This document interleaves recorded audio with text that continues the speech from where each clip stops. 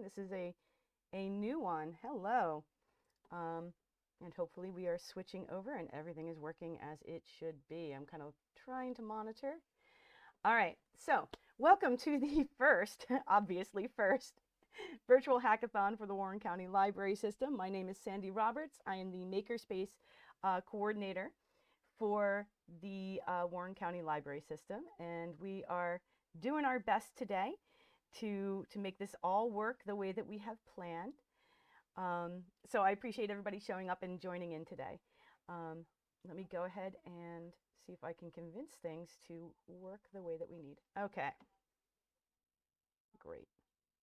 And I'm sorry, I'm going to mute on my, okay. It's been quite the journey, my friends. But let me go ahead and share what you need to know for today's hackathon. So we have created a website that will hopefully help with a lot of your questions today. If you registered for the event, you should have gotten a link to this website. And if you have not registered for the event, you're going to want to go to warrenlib.org, click on the event calendar, and just head on down to the virtual hackathon, where you can register for this event. And the reason that you want to register for the event, right here, view more, and you do not need to be a member of the library to do this, but, oh, and it should be open. I did open it again. I'll double check on that. But the reason that you want to be registered for the event is because registering for the event allows you to earn digital badges today for the activities that you complete, and also allows you to win prizes. So you want to make sure that I have your email and you're registered for that event, and I will double check why that isn't open. It should be. So our website has a lot of information. It has our schedule of presentations today. So we're doing our kickoff now with some technical difficulties. And then we have our education panel at 11 a.m. We've got 3 great local high school teachers that teach robotics and computer science, and they'll be talking about kind of the future of computer science education. At noon, we have careers in STEM. So we have 4 panelists who have very diverse careers, everything from being an electrician to managing finance to being part of a naval nuclear laboratory team. So a little bit of everything, just talking about how they got into STEM, why they love their careers, why they're doing what they're doing, and what the possibilities are for others that might be interested. We have our keynote speaker, BiaSciLab, of Girls Who Hack at 1 o'clock. This is a local lady, actually a local young lady, who has actually come to our programs before. She is a 12-year-old hacker who is developing her own election system to create something that is safer, open source, and hopefully a lot less hackable than some of the current systems. So that's going to be a really interesting talk. At 2 o'clock, we have our technology and business panel, and I'm really excited about this. We have 3 local businesses that are using technology right now to drive their businesses. So we have a group that makes 3D printers, we have a group that makes electronics kits for education, and we have a group that does web design and marketing materials, particularly using digital media. So really exciting talk there. And then we'll be having our closing ceremony from 3:30 to 4. Hopefully we'll have a lot of badges to share at that time. So let's talk about the activities for today. It should have just gone live, this Hackathon Challenges page here. So if you click on Challenges, you will see that we have our challenge rules that we'll go over in a moment, as well as lots of different badges that you can earn. The way that these are arranged is that the, oh, and I'm not sharing my screen. I'm just noticing that. That's great. Why? Sorry, you know, this was working before. I'm going to just try and open that again. I am so sorry, my friends. You can't see anything I'm talking about, can you? It has totally lost Zoom. Well, you know what? I'll just go straight to the website then. I think that's not going to help anyone in Zoom, though, is it? 1 second. I'm going to stop sharing my screen and try again.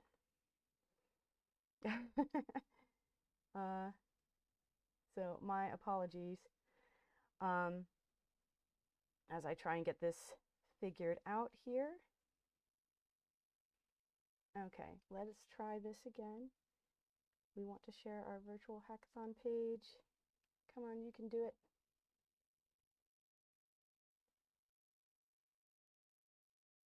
Okay, I hope that that's working this time. Let's take a look. It seems to be.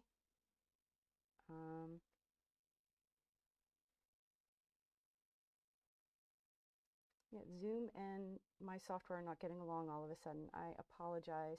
So we'll just kind of do this a little bit different way, and hopefully this will work out. Okay, you can see it? Great. Thank you. Again, I'm not really sure why that's happening. We'll have to get that fixed for this afternoon, that's for sure. Okay, so these are the badges that we have, and they're arranged by level. So we have our all ages level, which is our first green badges. Our blue badges are our beginner level. Yellow badges are intermediate level, and our purple badges are advanced level. Then we have some specialty badges that you can get, and these are kind of multi-level and kind of if you want to learn about hacking specifically from our speaker or do Hour of Code, or if you're a Girl Scout, Boy Scout, or 4-H participant, that's, you know, those are special badges for you. We have basically 5 different topics that we're kind of playing with today that we're learning about. We have some offline activities for those that may not have great Wi-Fi signal or may not have as much access to a computer. We have all of our games and coding to make games, a bunch of different types of things. So gamification is a really big fun thing right now that we're all exploring. We have in real life. So these are hands-on activities that you can do to learn things like circuits and soldering. So that's what that's all about. And then digital art, graphic arts, animation, all of those topics are under those badges. And then artificial intelligence, a really big and important topic right now. So we have a variety of challenges that give you the opportunity to learn about those things. And basically you just click on the badge that you're interested in, and it will take you to a page that actually gives you the specific on each of the challenges. So you're going to pick the challenge that you want to do, use the resources available. Okay, great. Now that you've done the challenge, what's next? Well, you have from now, 10 a.m. today, to 4 p.m. tomorrow to complete challenges. Again, you do need to be registered for the event to be able to earn badges and earn prizes. So once you complete a challenge, you're going to go to our Google group, and there's a button for the Google group on every page. And all you need to do is sign up, and you'll see that there is a conversation here called Post Completed Projects Here. You have to post some kind of proof that you did the project. It can be a photo, a screenshot, a video, a link to your code, whatever kind of gives us just a sense that you have created that project, that you've completed it. You're going to post it, just reply to all or reply to author and share that proof. We're on the honor system, okay? We're going to believe that you are working in good faith and that you are being honest with what you're providing to us as proof. Once you complete that badge, I will be updating our badges. Where is my badge page? Sorry, 1 second. It should have come up. Oh, we're having lots of fun technical stuff today. Well, the badge page is available, and I will get that fixed on the website right away. And basically, as you earn badges, we'll be updating that website throughout the course of the day to show the badges that you've earned. Please give us, up to 24 hours to get that updated. It should go more quickly than that. It should go pretty smoothly. But as you can see, already we're having some fun technical difficulties. You can stack badges. So for example, you may have noticed that there was a Hour of Code badge. Well, some of the specific challenges also use Hour of Code. If you do one of those challenges, you can ask to get both badges. You just have to make sure that when you put it on Google Group that you say, I want both of these digital badges. Oh, there's my link. I'm losing my mind. So as you can see, all the badges are listed. In a little bit, I'll be populating this with all the folks that are registered so you can find your name and see what badges you have earned, or check to see how many people have earned a specific badge. Because digital badges are fun. So for every badge that you earn, that enters you into our raffle. For each all ages, beginner, and specialty badges, those are 1 entry. Intermediate badges are 2 entries, and advanced badges are 3 entries into the raffle. And they are cumulative. So the more badges you earn and the higher level badges you earn, the more entries to the raffles that you get. Keep in mind, if you are posting anything inappropriate, if you are acting in a way that is harassing others or being unkind or disrespectful to others, you will be removed from the hackathon. One very important thing about the hacking community is that it is a supportive community.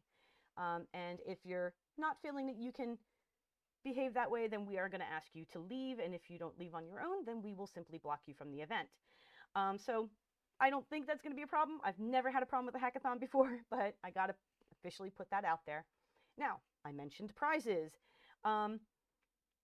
We have had prizes donated from the community, and we are really, really thankful. So these are some of the prizes that are available. We have a great electrician's backpack. It is a professional style backpack donated by Thomas Gray, who will be speaking in our Careers in STEM talk. We have 2 Makey invention kits. We have, and so Makey is a microcontroller that allows you to control the computer with anything that conducts electricity, be it Play-Doh, bananas, people. So that's a really great kit. We have 2 Girls Who Hack soldering kits donated by our keynote speaker, BiaSciLab. We have 2 blinking robot soldering kits. Those are donated by the library. We have 4 4-H Mars Base Camp rovers, which are a simple electronics robotics kit. We have a couple paper circuit kits donated by the library, and then we have some 3D printing gift certificates. Please note that you need to be a Warren County Library patron to use the gift certificates. So please understand that we will be doing a random drawing for the prizes. You cannot specifically request a prize, and you can't exchange a prize once you win. You cannot ask for money, gift cards, or library fees paid, or any other monetary value for the prize. You'll receive an email by Wednesday. If you do win, you need to respond within 5 days to let us know that you would like your prize. Otherwise, we'll raffle it off to someone else. And if you aren't in the area, you need to either pay for shipping or make arrangements to visit one of our branches to do pickup. We obviously reserve the right to substitute prizes should it be necessary. It shouldn't, but just in case. And again, if you violated the rules of the hackathon in any way, you are not eligible for a prize. So that is kind of the basics. We also do have a resources page here, which has a really fun TED Talk playlist all about computing and why it's important in computer science, artificial intelligence. So this is just a great thing to kind of put on in the background today. These project ideas for home learning from code.org are great, especially if you're doing any kind of homeschooling or you're doing clubs. Hour of Code is the go-to place, and in fact, they are a big part of Computer Science Education Week, which is the reason we're hosting this event today. Hour of Code has a tremendous amount of resources available, all for free. So it is honestly a go-to site if you want to get into any kind of coding or computer science. And then for those of you with younger children, 1 Minute Computer Science by Hello Ruby is a really great compilation of 1-minute videos directly targeted towards younger children to explain simple concepts in computer science and mathematics. And they do have some playlists for older kids too. So these are really good to engage those younger kids who maybe aren't ready to start coding, but they may be ready to at least be engaging with computer science and logic and all of those sorts of things. Okay, so that was a lot to just kind of throw at you really quickly. I'm going to stop sharing my screen, and if there are any questions, please let me know any questions that you may have. All right. Well, I guess it's good that there are no questions, I hope. All right, so if you have not registered, I will make sure that registration link is up and live for you. Please, if you haven't registered for our talks, you can still do that right up until the time that talk begins. Otherwise, you can watch live on YouTube. We'll be streaming all day on YouTube. Fingers crossed. So that's available as well. If you have any questions, you can also go to that Google group on our website and ask your questions. We've got volunteers that will be checking in all day to see how things are going. I'll be checking in all day to answer questions. So use that as a resource at any time. We are watching. And if you have any issues whatsoever, you can email me. I'm going to put my email into the chat right now, so that you can get in touch with me. My email is sroberts. Can I type? Yep. At warrenlib.org. I need to put my glasses on to type. They get glare on the light though. So at warrenlib.org. There we go. That is my email. Let me put the website for our virtual hackathon into the chat as well, just in case. And the nice thing about the website, it does have direct links to register for every one of our talks and for the hackathon itself. So it's kind of a one-stop shop for this event, I hope. And all I can really say is just bear with us. This is our first time doing something this big online, and we're really hoping that it is worthwhile to everybody participating and that everybody has some fun and learns some things today. So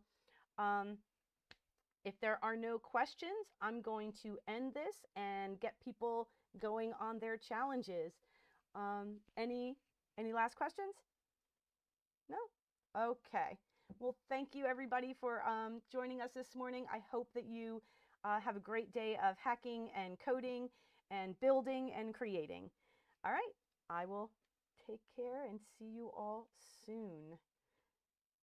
And we are going to switch this over on.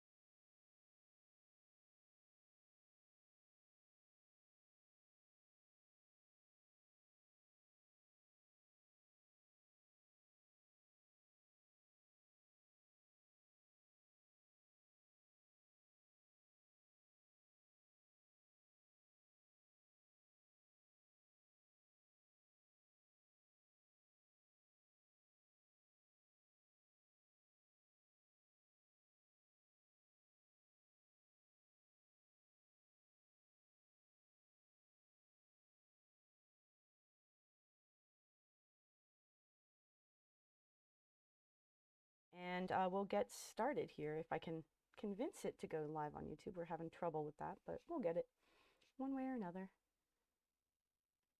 There we go. And I'm just going to do this real quick. And okay, well, we should be streaming to YouTube now, so that's awesome. And okay, so welcome to our participants and to those joining us on YouTube. This is our first presentation and panel of the day. This is our education panel. My name is Sandy Roberts. I'm the Makerspace Coordinator for the Warren County Library System. And we have with us today 3 really great computer science, physics, robotics educators from our area. I'm really excited to introduce Don Beery from North Warren Regional High School, where you teach physics and you run the robotics clubs. Michelle Volcano from Warren County Technical School, where she is the computer programming teacher, and I know that you have some exciting news for that program as well. And Daryl Dietrich, who is from Warren Hills and has been teaching computer science and computer programming there, as well as running the robotics team. I believe all of you run the robotics teams when they're operational, right? Not yet. Not yet. Soon. Okay.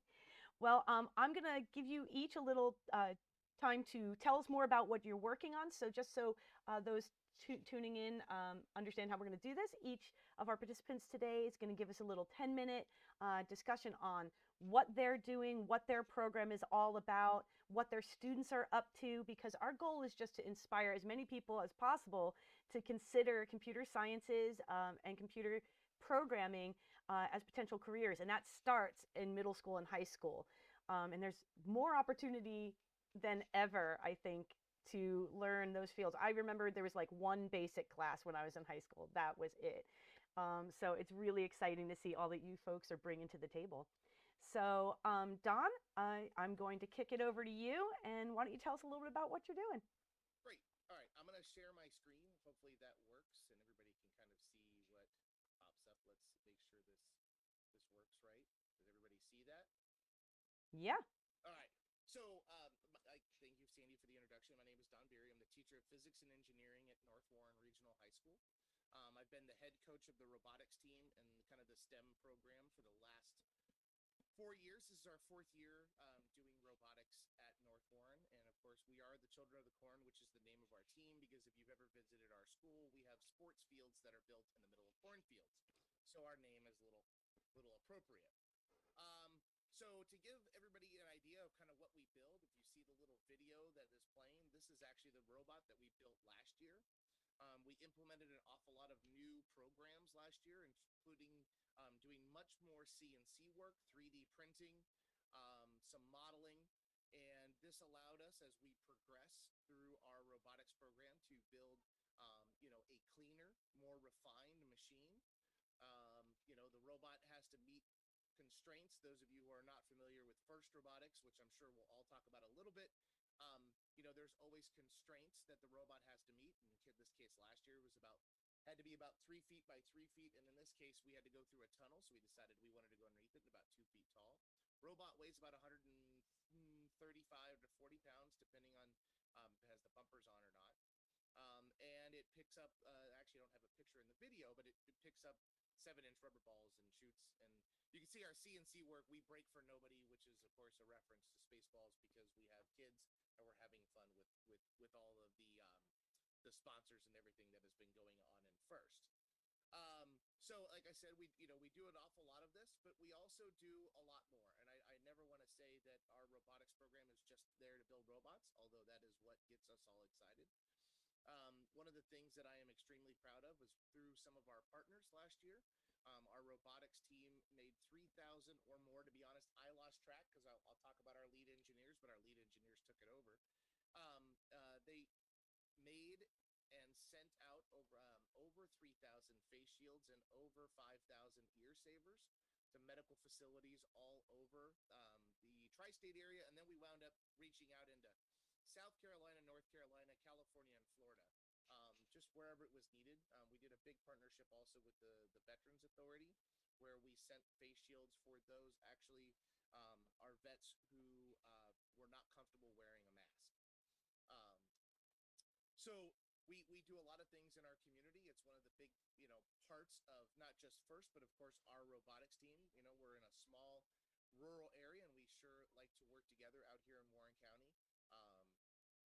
So FTC and FRC, these are the programs that we are involved in at North Warren. FIRST Tech Challenge and FIRST Robotics this year.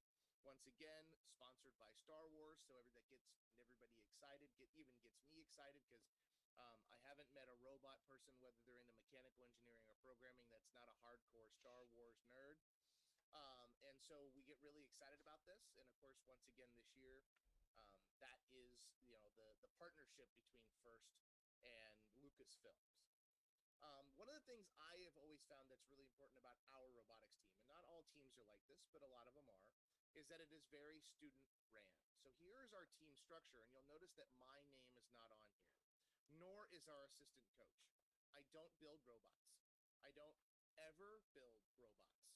Okay, my students build robots. I have a lot of students that build lots of robots, but I don't ever build them. And to me, that has always been one of the kind of defining characteristics of at least our robotics team, is it's completely student ran. This year, our heads of robotics are Jaden Menon and Oliver Reedmiller. They are in charge. Whatever they say goes. So all of the main decisions are all done by the people, the students that you see listed here. These are our heads of robotics. They're the heads of different, engineering teams. So we have a mechanical team, an electrical team, a programming team, a business and marketing. We have a game theory team, and then we have a safety team. And these are the students that take care of all this. I don't do that. My assistant coach doesn't do this. Okay? It is all about the students, and that is something that we've always found is slightly different than some of the other robotics programs out there, but we pride ourselves in the fact that this is student-led, and it's for the students. Okay, I'm there to make sure that nobody gets hurt. I'm there to answer questions if there's some technical difficulties that they can't figure out. But they're there to build robots and learn from that experience. We do classes throughout the year. We have an electrical class, mechanical class, material science, programming. These are not classes that like courses at the school. These are classes that are done through our STEM program. And it allows the students to gain the knowledge once they've come into our robotics team. There's an awful lot of knowledge that needs to be kind of imparted to all the new students that come into our program. So we hold these classes throughout the year to allow them to gain knowledge in a lot of cases in different areas that they're interested in. So like, for example, the mechanical class. Yes, a lot of the kids that are interested in the mechanical part come to it. But we also have them come to the programming class and the electrical class, because they need to realize that whatever it is that they build has to be powered by an electric motor. It has to be programmed by the programmers, and it needs to have, may need to have parts built in such that the electrical team and the programming team can work together to make it do what they had designed it to do in the first place. And this team integration comes back, has always been an important part of engineering. From my perspective, having been an engineer, this was something that was always needed, was this intercommunication amongst the teams. I do teach physics at North Warren. So I came from a school, my original background was in mechanical engineering. I went to a school that its motto is learn by doing. And so to me, this has been something this year that's been a challenge. I think all of us have felt that. PhET is a great thing for those educators out there, or even students that you want to see different things and be able to do labs that you normally would be able to do in my physics lab, but of course this year has presented challenges in not being able to do them physically. I'm into hands-on. To me, learning is doing, and thus the learn by doing. And I still hold that as my motto coming in and being an educator. I think it's very important for the students to get hands-on applications to what it is that we're trying to teach them, whether it be computer programming, physics, mathematics, or engineering. In my engineering class, we cover quite a bit. We do mechanical engineering, material science, electrical engineering, nuclear power, programming, civil, automotive. That's always a big hit with a lot of my students. I did work as a mechanic for a while when I was going to school, so I have knowledge there that we can talk about engines. There are a couple engines in our lab, so we can work on them. We do a lot of programming, which of course my colleagues that will speak after me will talk much more about programming, because that is their forte. Some civil engineering, and then we do environmental engineering, which has become really encompassing of all these in the last couple of decades. The other thing that in our engineering is we do CNC, we do 3D printing, CAD CAM. So CAD has been a huge part of not just my classes this year, but also my robotics program. We've been integrating through a program called Onshape, which is just a CAD program that happens to have the ability to share your designs with other students. So that has been a helpful integration model. Where it's just like in Google Docs, which we seem to all be familiar with nowadays. They can just share their design with me. I can take that design, help them with it. We have CAD CAM recitation days where I sit online, they come on Zoom, and I help them with their designs. And then we do machining. One of the other things that it's a personal philosophy, is that I think that all these programs should be integrated. So my engineering class always helps out with other programs in the school, including the theater, art programs. So in my engineering class, we built a drivable boat. We did Little Mermaid one year, and Ariel has to come out on a boat. So we made it drivable. We put controls in it so Ariel could sit nicely, and they couldn't see the controls, but she drove it out on stage. We made a splash zone so that when she came out of the water for the first time, audience members were splashed. We made underwater projections so it looked like you were underwater during part of the musical. Last year, we were looking at doing Beauty and the Beast, and we made a 3D hologram that was 3 feet by 5 feet that was going to appear and disappear. That was the rose, so you could see the rose lose its petals. Everybody's kind of familiar with that. And custom stained glass for the castle. In art, we make movable displays, and we make the displays for the art show. So this is something that I think also is important, at our program, is that we take our engineering program and we push it into the other programs, or I should say, we allow the other programs in the school to use our abilities and the things that we can make. If anybody ever has questions, I don't want to take too much time because, again, I want to leave time for my colleagues. My contact is dbeery@northwarren.org, or you can get a hold of us at team6945.com, which is the Children of the Corn website. I think it's really great that we're having this hackathon day, in light of everything that's going on, and that we're not stopping. STEM didn't magically stop just because COVID decided to stop us being in person. I think a lot of people think that because a lot of the hands-on, of course, was diminished, but we can still do things at home. And the other thing I didn't have a slide for, but if you take a look at North Warren's either Facebook page or their web page, the robotics team and STEM programs are putting on competitions in the month of December and January and February for community members. This is for kids K through 8 that can compete in STEM competitions, and you get prizes from the North Warren robotics team. In this case, we're going to give out memorabilia and shirts and uniforms and all stuff that kind of represents Children of the Corn. But and it's all ran by and judged by our lead engineers. Again, I don't get involved other than I'm the contact person as the adult if there's questions. Well, that sounds really exciting. And I have to admit, because I live in Blairstown, I've taught a number of the kids that are on your team now when they were younger in the elementary school and the middle school. So it is amazing seeing the kinds of things that they're doing now. It's really, to see them at the library like 5 years ago learning how to make a circuit, and now they're building these amazing robots and 3D printing PPE. That's a real testament to how far they're able to go with just a little bit of support and a little bit of opportunity. So thank you so much. Oh, thank you. All right, next up, Michelle, tell us about all the amazing, exciting things you're doing for Warren County Technical School. And I'm going to go ahead and share my screen as well. I didn't want to overshadow anyone else.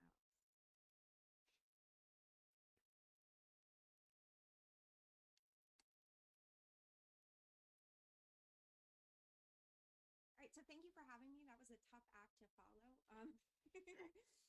My name is Michelle Volcano, and Miss Volcano, or Miss V as the students call me. I am at Warren County Technical High School. This is my second year there. I was in the county before at Belvedere teaching business and marketing for a long time, so 15 years in teaching.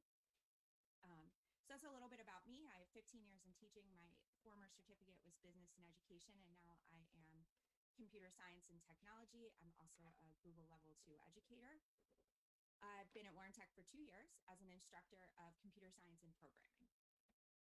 So let's just say, what makes Warren Tech different? Well, we have a little bit more focus on your shop because we are a technical school. So freshmen spend about 45 minutes of their day with me. And then as you move on in the program, you spend 90 minutes. And then as juniors and seniors, those two classes are actually together, working together and helping each other out for nearly 130 to 120 minutes. So it just depends on how it falls. And then students in Warren Tech spend a lot of time just in the focused area because they chose to be there for a shop.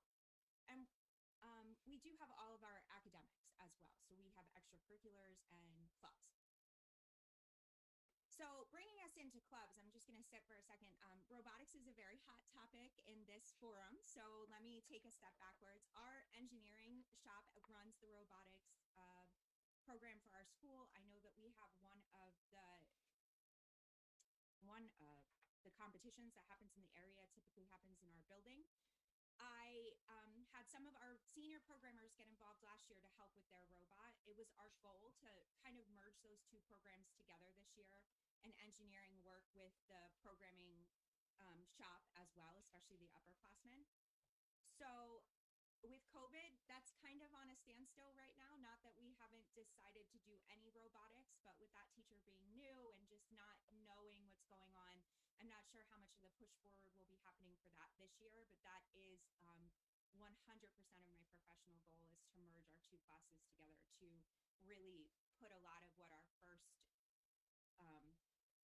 speaker was saying, how those different subjects are intertwining well together and the kids are working together. That is my goal. So my sophomores and freshmen will see that happen throughout the course of their program. So on to robotics there. I'm hoping to just take that to the next level with the other teacher as well. So if that's something you're interested in, look for some of those details coming more in the future.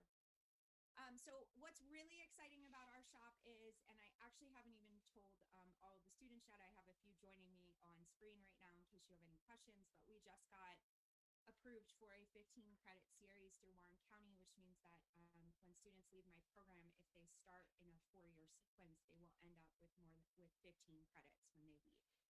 They'll also be offered the CompTIA cert, and there are various programming certificates through code.org that we also have open to them as well. So they do leave with some additional college credits and certifications behind them to just get rolling right away if they're looking to do that. Dual enrollment courses can be transferred through any community college, or if your college will accept those courses and the structure of how they're written, but these are the ones that we align with completely in the 4-year program that is now available at Warren. So another thing that's really awesome about our shop is that because we spend so much time together, we also become a family. So the kids really rely on each other, even in this virtual crazy format. They have their own Discord set up. They have their own chats set up. They're constantly asking each other questions and relying on each other for problem solving skills. So that is very student focused as well, just like our first presenter said. I really believe that by trying and diving right in, that's how we learn the best in this world that we're in right now. And then we have a lot of real world preparation that goes on because we're a technical school, digital communication, resume writing, college exploration, career exploration. I'm working with a few of the juniors and seniors right now on looking at different colleges and just really spending a lot of time making sure that we're making the right decision moving forward, especially with the ever-changing programs of technology, like what's best in 5 years or what should I put my effort into? We do spend some time talking about that.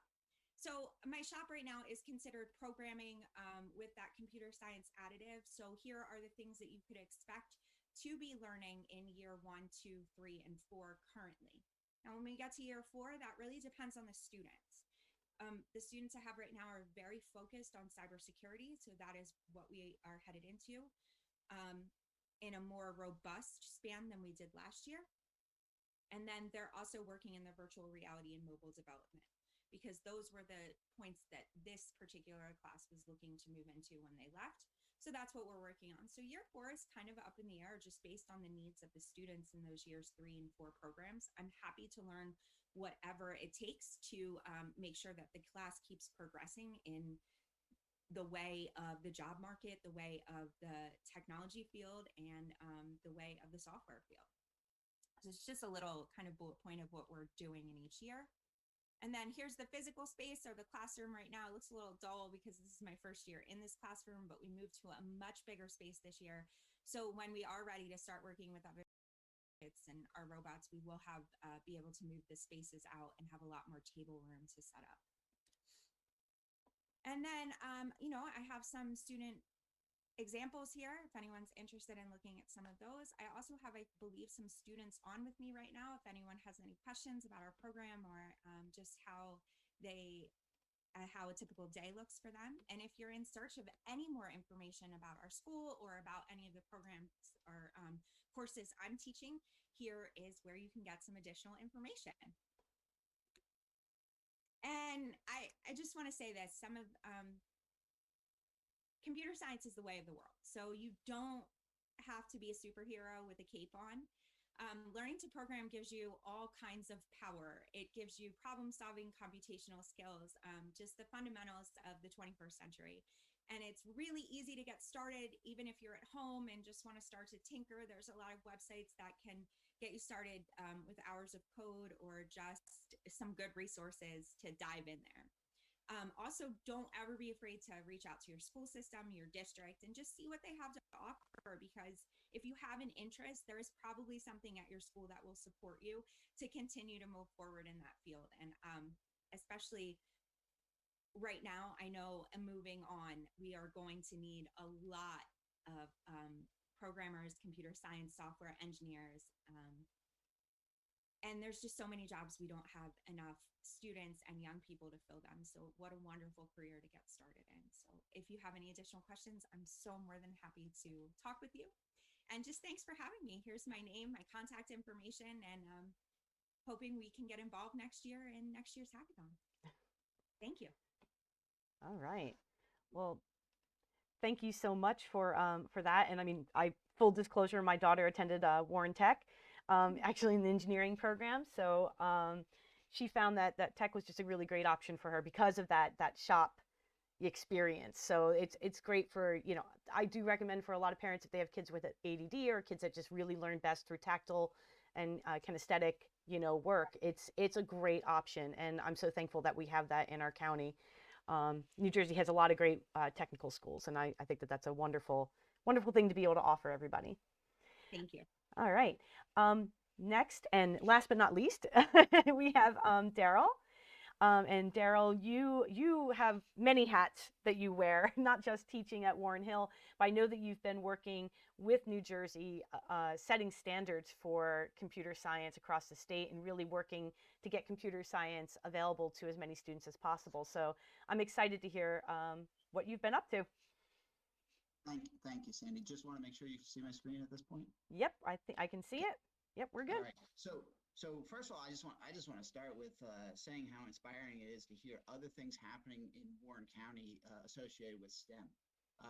We don't hear about these things in the community, and I think it's great for parents to hear about this and community to hear about this.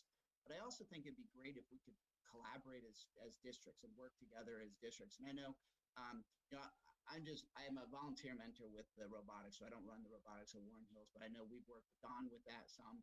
And also, Michelle, I know I made a presentation at Warren Tech about 6 years ago, too, about the need for computer science. So it's exciting to see that growth there. But if we could, find ways to collaborate and work together, that would be awesome. But you guys are doing a great job. I love the program that you guys have. So I'm actually going to talk about two things. I'm going to talk a little bit about Warren Hills and what we have to offer at Warren Hills, and then also the state of computer science in New Jersey. So just real quick, I've been teaching at Warren Hills now for 26 years. I was an engineer before that, like Don was, for a couple years, and then teaching at Warren Hills. I've actually been teaching computer science for about 19 years, and we have a very robust computer science program. We call it CSWH, and one of the big things we do is we do a lot of outreach to younger kids, a lot of near-peer mentoring and so forth. So I'm going to talk a little bit about that. I'm also involved with advocacy. I've been helping lead the computer science advocacy in New Jersey for the last 8 to 10 years. Involved with the Computer Science Teachers Association in New Jersey, and we just started a nonprofit called CS4NJ. I'm also a member of the Governor's Computer Science Advisory Board, which I'll talk a little bit about. But there's lots of good things going on with computer science, and the stuff that Michelle was saying about that is I'll touch on that also. It's my belief that in today's world, computer science is as important as reading, writing, and arithmetic. Computational thinking actually is a thing that we want. Not necessarily that every kid is a programmer, but every kid should learn to think computationally, meaning they understand how computers work and they understand how computers can be used to solve problems. So that is something that I think in today's world we need every student to know. And fortunately, we've had some progress in the past couple of years with working towards that. Again, as Michelle was saying, that there is a lot of job opportunities. Computers are the #1 source of jobs in America, with 400,000 jobs open in the country, and over 10,000 jobs open in New Jersey. Just to put that in perspective, there are less than 2,000 computer science graduates last year in New Jersey colleges. So there's a lot more jobs than there are people to fill those jobs, with the average income over $100,000. So one thing that we really focus on at Warren Hills is opening those opportunities to all students, underrepresented students, in particular the female students. And so if you see this chart here, the female students in physics and computer science and engineering is way too low, and we need to open up more opportunities for the female students to get into these fields. We need diversity in these fields because that's the best way we're going to be problem solvers, if we have diverse opinions, looking at problems and trying to solve those problems. So we work on that a lot. So at Warren Hills, we offer 5 different computer science classes. And we do have 4 of them that are dual enrollment, much like Michelle was saying that they do. Actually, the top one, that computer animations, next year, that's going to be turned into an intro to cybersecurity. So that's kind of the next thing we're working on at the state level, is to get more cybersecurity classes. So right now we're working on developing a curriculum at the state level and trying to get that into more schools over the next couple of years. Cybersecurity is an area that we need to really start focusing on. At Warren Hills, a couple things that I'm proud of is that we have 14% of our students that take a computer science class. Last year, the graduating class, 12% of them took 3 or more computer science classes. So again, we create that same family atmosphere where I get to know these kids for a number of years in a row.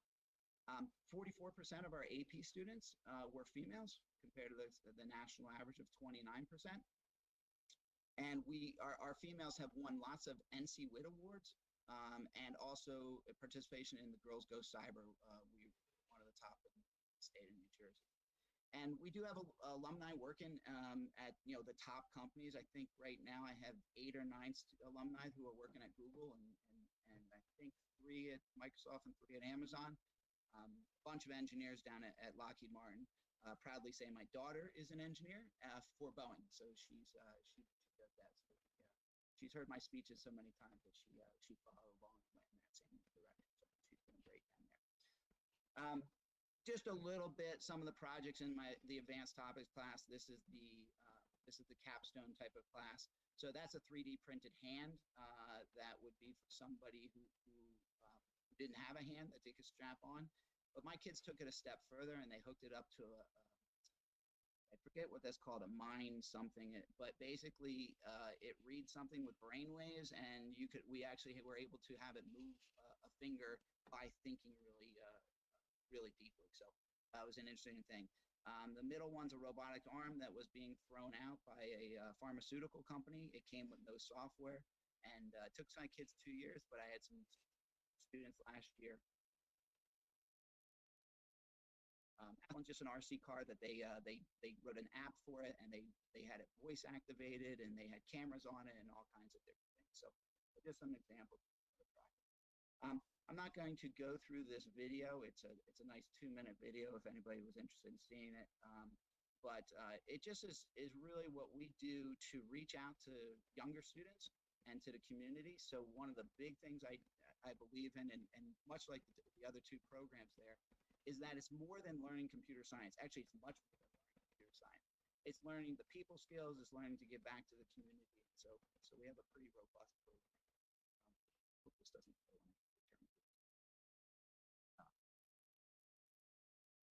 I'm going to try to just go to the next. And just to give you one example of something that happened last night, I was very, very proud of this. My kids decided to run a virtual Coding with Kids event. And the virtual Coding with Kids event was over the last month. My students ran office hours, 30 different office hours. We had 73 elementary school kids, 34 mentors. And the amazing thing is the hours down at the bottom. It was a completely student run. And between the high school and the elementary school students, they put in 853 hours running this event over the last month or so. So on top of everything else they're doing is just absolutely incredible. So that's a little bit about the Warren Hills Computer Science.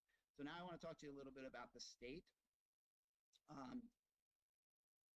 I truly believe that computer science is important for the individuals, but it's also important for the entire state and the state economy and the cybersecurity and everything like that. So this has really been what I've been focusing on, and I've worked closely with the governor's office and the Department of Education, and this idea that every student should learn some computer science, but as a state, we need to support it also to make sure that we are prepared economically and everything else. So so a couple of statistics. I'm going to give you the bad statistics first. 67% of the high schools in New Jersey offer computer science. That means that 33% still don't offer. And fortunately, that number is greatly increased. When I started this, we were only at about 20% of the schools in New Jersey that offer computer science. But there's still some room to go. So there's kids in the state of New Jersey who can't take a computer science class. They can't learn about computer science. And only about 6% of the students in the state of New Jersey in grades 6 through 12 actually take computer science. So even though it's offered, a lot of students take computer science classes. The percentage of AP exams, so underrepresented. So if you look at females, 30% of the AP exams are given to females, but 51% of the student population is females. Again, huge improvement. When I started working on this, and this is a national trend, but it was at 12%. So at least we're seeing some progress. And the Black and Hispanic students make up 44% of the student population in the state, but only 16%. So we need to make sure that we are representing and supporting all students. So here's some good news. I guess there's a combination of good news and bad news. I did an analysis last night of a 10-year comparison and where we've gone. So the number of students who are taking the AP computer science exam has increased 881% over the last decade, which is really exciting. The number of females you can see there, and the number of Black students and the number of Hispanic students is increasing. So that's really good news. It shows we're going in the right direction. But if you look at some of those things, right, we have almost 500,000 kids in the high school in New Jersey, and we have less than 10,000 taking computer science class, AP computer science class. And you know, when you're looking at the minority students, it's even a smaller percentage of that. So work to do, going in the right direction, but we still have work to do.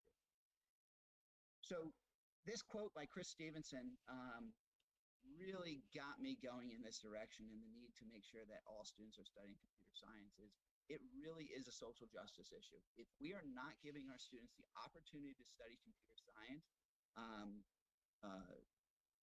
that's just not fair, right? We need to make sure that every student has at least access to computer science. So that's one of the big things we've been working on the state level, is to make sure that we give access to everything. So I do have some good news coming up here with this whole thing. Governor Murphy has been a tremendous support in the CS for All movement. So in 2019, he put $2 million in the budget for computer science grants. So that went to 29 different schools. We personally felt that we wanted to adjust that and have more professional development, because we believe that we needed to help teachers. One of the things here is that there's very few teachers who understand computer science. And if you do understand computer science, you're probably not going into teaching, right? For the most part, they're going into fields where they're going to make more money. So we need to figure out how to take good teachers and make them computer science teachers, much like Michelle just said she did, going from business to computer science. We had another $2 million in this year's budget, but unfortunately it got COVID canceled. But we're really excited that governor just announced $800,000 to create computer science teaching hubs. So there's going to be teaching hubs for computer science at 3 universities. The grants are not due yet, but it should be announced in February where those universities are, and we'll work on that. That'll be a 2-year project for us. And also, the governor created the Computer Science Advisory Board for the Department of Education, and through that, that's the board that I'm on, and through that, we created the Computer Science Action Plan. So I'm not going to go into too much about this, but the Computer Science Action Plan was released 1 year ago, and there are some of the goals that were in that action plan. So again, I will share a link for there's a link there if you want to look that up. But this action plan is a 3-year action plan to basically get CS for all across New Jersey.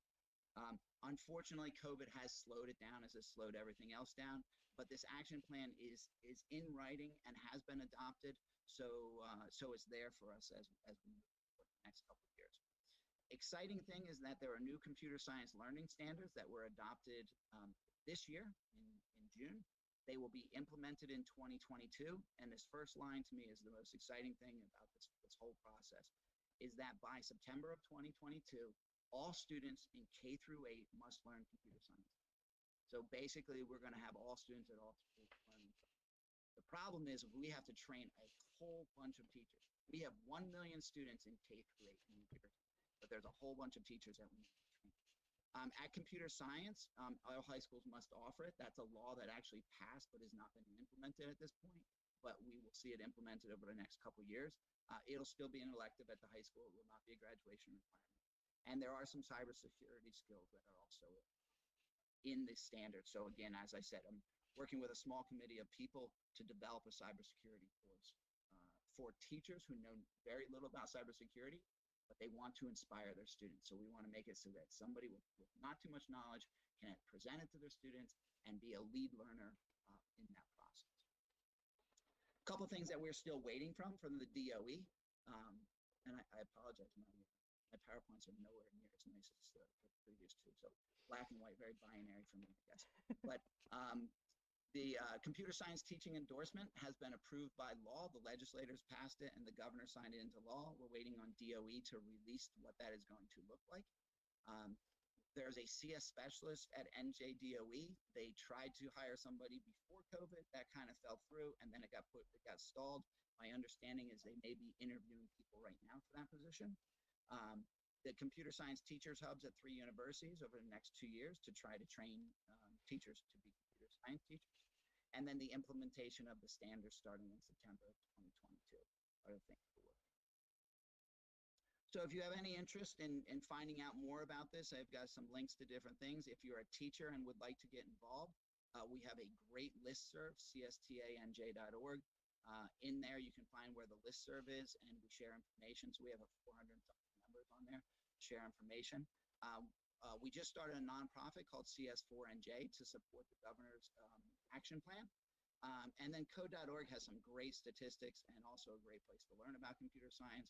And then you can read about the governor's action plan and the standards at the NJDOE website.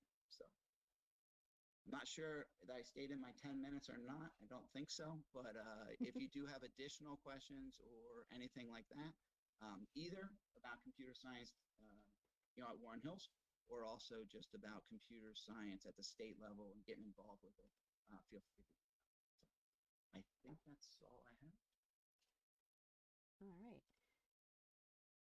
Well, thank you so much, Daryl. It's really inspiring to hear the emphasis being put on computer science. I remember being, 11 or 12 and getting to take my first basic class, and it just opened up a whole world of creativity for me personally.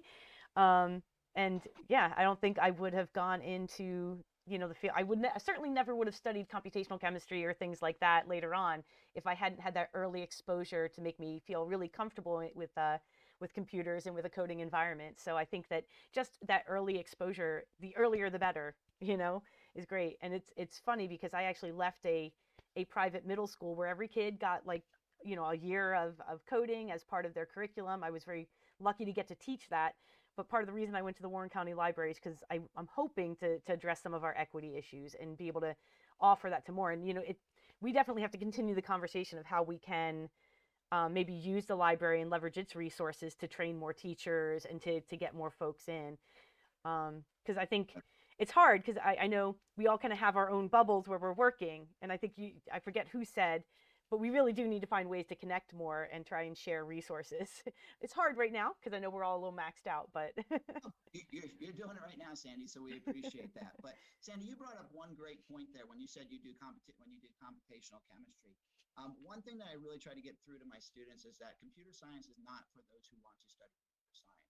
Computer science is for all students because computational thinking can make you a better lawyer, it can make you a better doctor, it can make you a better nurse, it can make you a better business person. No matter what field you are going into, you want to do that. And you said computational chemistry, there's computational biology, there's computational physics, really anything that uses a computer. So that was a good point. So thank you for raising. yeah. And let me tell you, being able to throw together a quick program to be able to do some of those calculations that you end up with when you're taking PChem and stuff like that, it's very useful to have that at your disposal. So I do want to introduce Michelle. You have one of your students with you today. Oh, let's unmute you. Oh. I had to. I think Cole had to go. Alex is on with me right now. Just if anyone from the audience would like to ask a student from a perspective of what it's like to be in a programming shop or be in a multi-tier program like some of our other educators here offer, he's here if anyone has any questions. Alex, I just went ahead and made you a panelist. You don't have to turn on your camera if you don't want to, but I figured that way, if you wanted to just unmute and share some of your experiences, I'm sure we'd all love to hear what it's like to be a student in computer science right now. Don't want to put you on the spot, but I just did. And he may have left. Oh. He may have heard me say his name and he may have left. Oh. He's here. Oh, okay. Hi. So, hello. I joined the Warren Tech computer programming class last year as a freshman. And honestly, it was one of the best classes I took that entire year. They started us out really slowly. They built up our knowledge of everything, so you weren't being rushed or you weren't struggling with the work that they gave afterwards. And I feel like as a freshman going into there with certain expectations, it certainly met all of them. I learned what I wanted to learn that year, and it's progressing at a pace where it's, again, easy to keep up with. And we're learning skills that I'm sure I'm going to use later on in my programming experiences. That's really great to hear. And I'm glad that you're looking at it as also just a way of thinking and opening up a lot of different avenues for you, because that's really what computer science and computer programming are about. Asking for the audience if anybody would like to be unmuted to ask a question or share an idea. Otherwise, I know I have questions for all of you. So, but I want to give our attendees an opportunity first. So if you want to put anything in the chat or put anything in the Q&A, feel free to do that at any time. We've got about 7 minutes left to kind of chat. I know that man, that time went fast. So let me ask all of you, because I think it's on everyone's mind. Has COVID and kind of the different school models that we're all facing, has that changed a lot for you this year? Has that made it, how has that changed how you're teaching computer science, or has it changed? I mean, I suppose it's possible it adapts more easily to virtual schooling or hybrid schooling, but I'd love to hear your thoughts on that. So I just want to say I'm impressed with what Don's doing there, because I think in computer science, it's a little bit easier for us in some respects. I've actually picked up an online program that's actually doing a pretty good job, and my students are motivated, which really, really helps with that. So it's tough to inspire students, but I think they're still getting the material as long as they're willing to work. We are seeing the educational divide grow, and the kids who want to learn and the kids who understand the importance of education are still learning, but the others are not. But for Don to be doing the engineering and things like that remotely, that's impressive. I appreciate that. It's been a challenge, but I mean, I think it's the exact same thought. And I know that, having worked with Daryl and some first Lego stuff in the last couple of years, it has been very important to just like you said, it's that divide from the student who really wants to be involved to the student who sometimes needs that motivation. The biggest thing for me is not teaching necessarily the material, because that really hasn't changed. I think it's how I have to teach it. Of course, teaching physics and engineering is normally a hands-on process, and that's a little hard to do. But I've had them, make some of their labs at home. So when it comes, time to do some of the labs that we've done in school, I've taken time to, figure out a way. I go into my kitchen. It's like, okay, what does everybody have that we can make? We did a centripetal motion lab, and we made it out of, everybody had a straw and dental floss and a quarter, because we needed something with a known mass. And so just finding ways to get students involved without taking away, from those that have and those that don't. I also teach one section of forensics, and in forensics, we've made our own home lab kit out of things that we've had lying around: powdered sugar, tape, plastic bags as our collection kit. And we've made our own collection kit. And just yesterday, they did a lab on collecting fibers around their house. And I got a great response from one student. He said, I went under my couch and collected fibers, and all I got was 7,000 dog hairs. So if anything, we're cleaning everybody's house. But yeah, it's been an exciting, you know what, to be honest, it's made it almost more challenging, of course, for me, but at the same time, I think the students, even the ones that aren't normally engaged, find this kind of fun, because they can do it at home on their own pace. And again, finding new ways to to do things that we've done in the past where we just do them in a lab. Yeah. So we really haven't seen much of a difference. For upperclassmen, I have them going into breakout rooms to help each other when they're struggling, instead of me being the first resource for that. For the freshmen and sophomore, the freshmen are learning web development. So thank goodness CodeHS now has a collaborative platform where they can share their code with me, and I can be in the same code window working at the same time. That's been a lifesaver. Yeah. That just rolled out about 3 weeks ago. Right, I know we've all been asking for that. So that was an excellent thing on their end. And then I'm trying to tackle smaller projects so we get the fundamentals we need before coming back into the classroom to do the larger projects where we can be more hands-on and work together. So that's my goal right now. I'm hoping we're out of this very soon, as many teachers are. So I'm just trying to get through till maybe February, and hoping there's like light at the end of the tunnel so we can work together more and get back to those gallery walks and show offs and, hey, I did this and it worked, and what did you do? No, I use this for loop instead of this rotation or this axis. So not too much has changed for programming. I know a lot of academic teachers are struggling, but most of our stuff was online. So just what Daryl said, it's really about the motivated learner right now, and the students who really want to be in the program, my programming shop, are doing the work because that's what they're passionate about. So I'm lucky in that aspect, but man, is that digital divide growing. And Yeah. I would really like to move forward and be a part of that positive outcome that we see from this, instead of just taking it and helping the kids get back on track when we get back. So that's my goal, and no, not too much of a change, but it is really awesome to be on here with such amazing teachers that are working in the county. Thank you so much for this opportunity. Yeah, I'm really excited. I'm so thankful that I know that you guys are working hard, and to take a Saturday to be here, I really appreciate it. So we've got just a minute left. Any parting thoughts before we wrap up for today?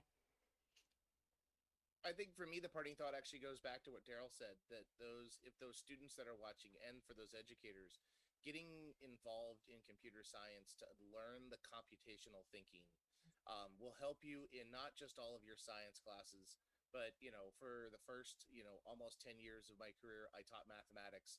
And the understanding of that will allow you to see and use math in a much different light. And it might spark that, I don't want to say love of mathematics, but at least understanding of its usefulness. So it'll help in that regard also.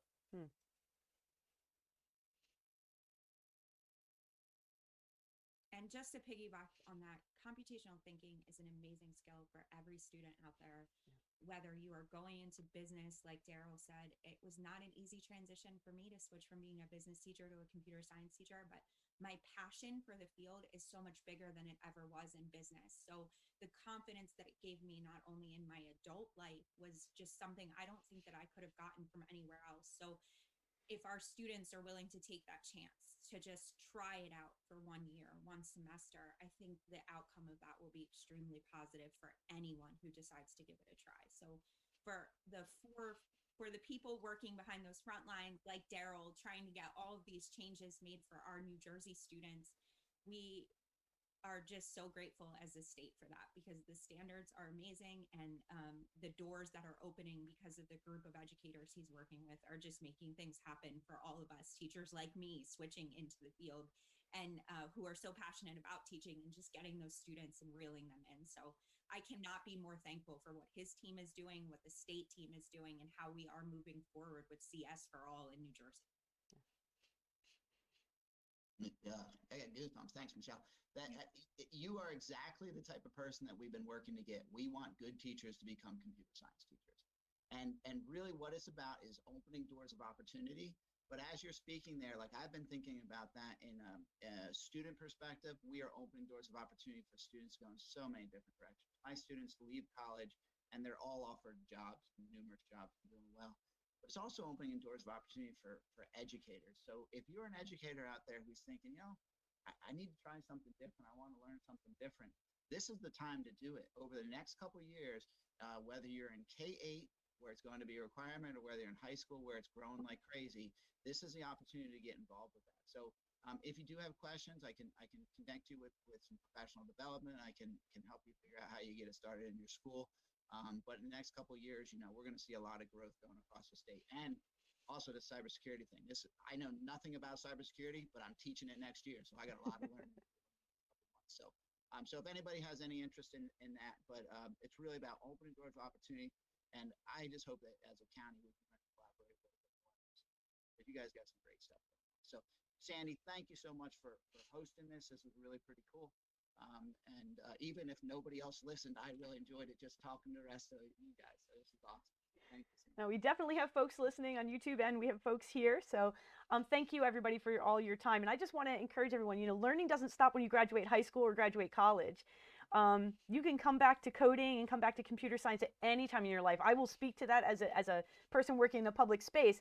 I have taught grandmothers Scratch so that they can work with their kids on, their grandkids on their school projects. So it's something that anyone can pick up. It truly is a kind of an organic, authentic skill. It's like learning anything else. And I think people get put off by it. It feels like it's very techy, but it's not, and it's so important, I think, for the way that our world works now. So thank you, everybody, for being part of this. I really appreciate it. Folks that are here as attendees, we're going to be switching out for our next panel. Our next discussion is careers in STEM. We have 4 local, really amazing people working in STEM fields, so you can feel free to stick around. I'm going to switch us on YouTube to our little screen show, and we'll go from there.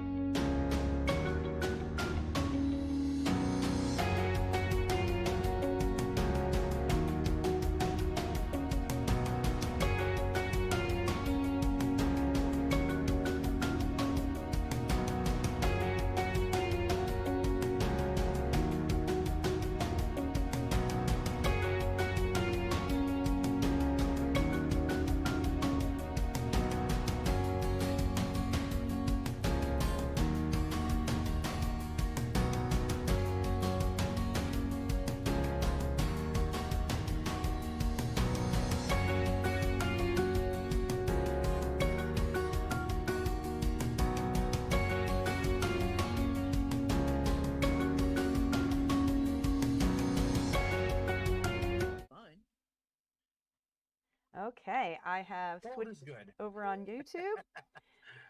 Okay, well, welcome to our Careers in STEM panel for today with the Warren County Library. My name is Sandy Roberts. I'm the Makerspace Coordinator for the library system. And today we have an exciting group of people that kind of really, are the gambit of STEM careers. And that is part of what I'm excited about, because I think too often when we think of people that are working in STEM, we think of people either in lab coats in a lab or tapping away at a computer all day. And I think that there are a lot more avenues in science, technology, engineering, and math than people may realize. So I'm very excited that you're all taking some time out of your Saturdays to be here, and I really appreciate it. So I'm going to give a quick introduction. I'm going to go from my right around. We have Steve Kosciolik. Steve is the Director of Sponsored Accounting and Cost Analysis at Stevens Institute of Technology. And I know that he also has a background both in law and computer science. Nicole McPherson is our project manager at Fluor Marine Propulsion, LLC, and works with the Naval Nuclear Laboratory. And Nicole is an accomplished physicist in addition to many other things at this point. And then moving on to Tom Gray, who is an apprentice electrician or inside wireman. I know you have a couple of different titles there, and is with the International Brotherhood of Electrical Workers. And Tom has also very graciously donated one of our prizes today. So we've got a really cool electrician's backpack that you should go and take a look at, because that is definitely a prize to earn badges for. And then last, but certainly not least, William Little is the systems administrator at Procom Systems Incorporated, and also works on the video production at WNTI, the internet radio from Centenary University. So thank you everybody for being here today. I guess if we want to just kind of go in that order right around the screen, because that's what everybody's seeing, why don't you do a little introduction? So Steve, we'll kick it off with you.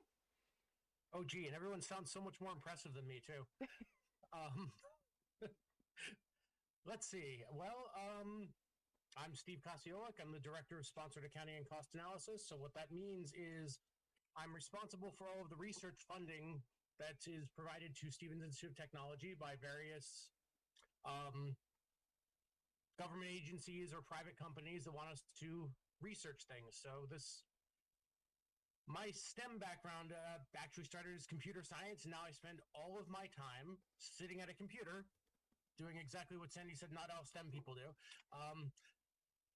And I keep track of all that money and making sure it's being spent appropriately. I have a staff to help me. I don't do it all by myself. There's a lot of money there. But that's sort of what I do. I spend a lot of time on computers between various government agencies dealing with reporting requirements, audits, and financial stuff. I started out as a computer science. I started out as a system administrator.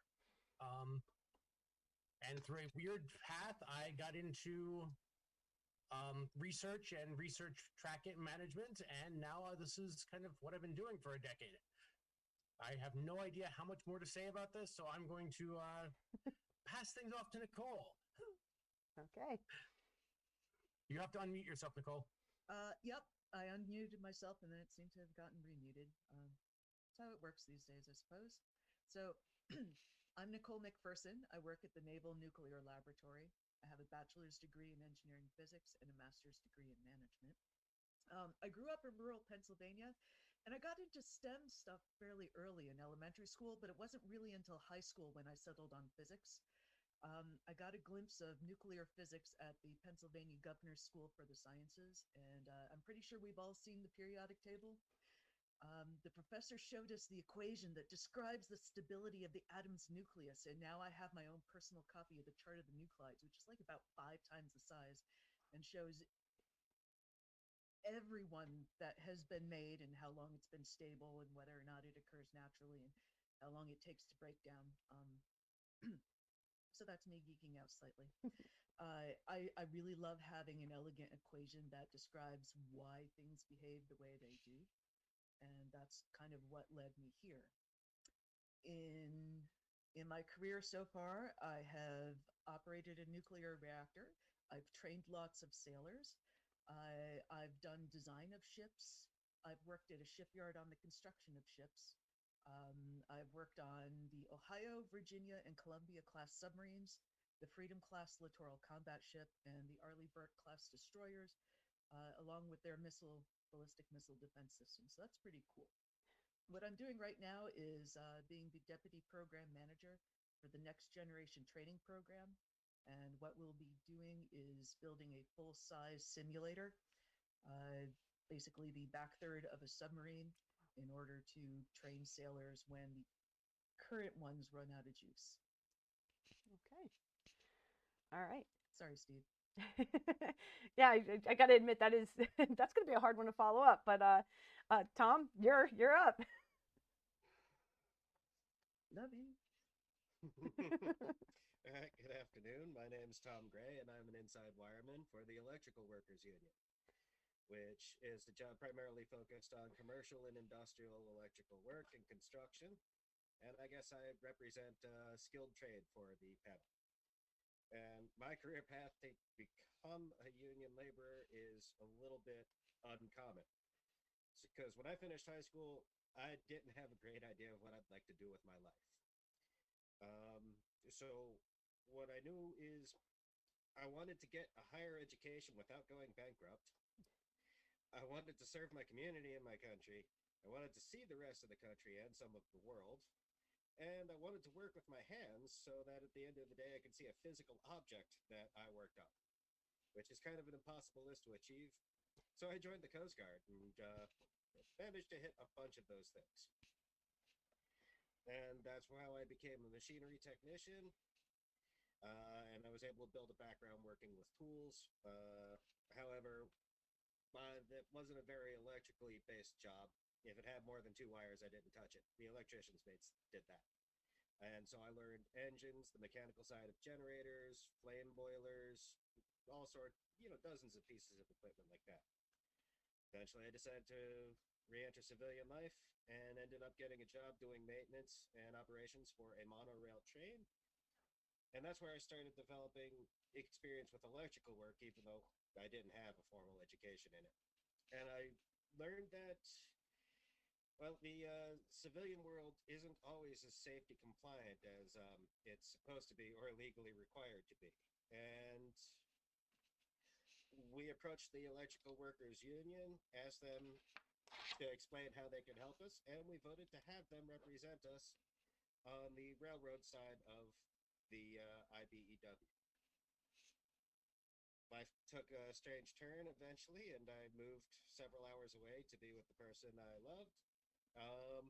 And so I needed a new job. And because I worked with it as an activist and volunteer in the union, they helped me switch over to the trade and construction side, which is like the top tier of that local. And you can't just show up and say, "Hi, let me in." And so they put me in their 5-year apprenticeship program. So now I'm developing the educational background to not only safely work with electricity, but the ins and outs and the hard science behind it. So now I'm a 3rd-year apprentice, and my most recent experience has been going through schools throughout the capital region of New York. I'm demoing out really old, outdated, and dangerous equipment because eventually it breaks down. We're installing new. I'm working on transformers, generators, lighting, and extensively on fire alarm systems because I have an aptitude for complicated circuitry, which, by the way, computer science people tend to deal with really well too. It's understanding flowcharts and debugging. Again, gonna need an understanding of math and science to get involved in it. And if you have questions about that, I'll give you a brief background on that. Now it's probably best to let the next person speak.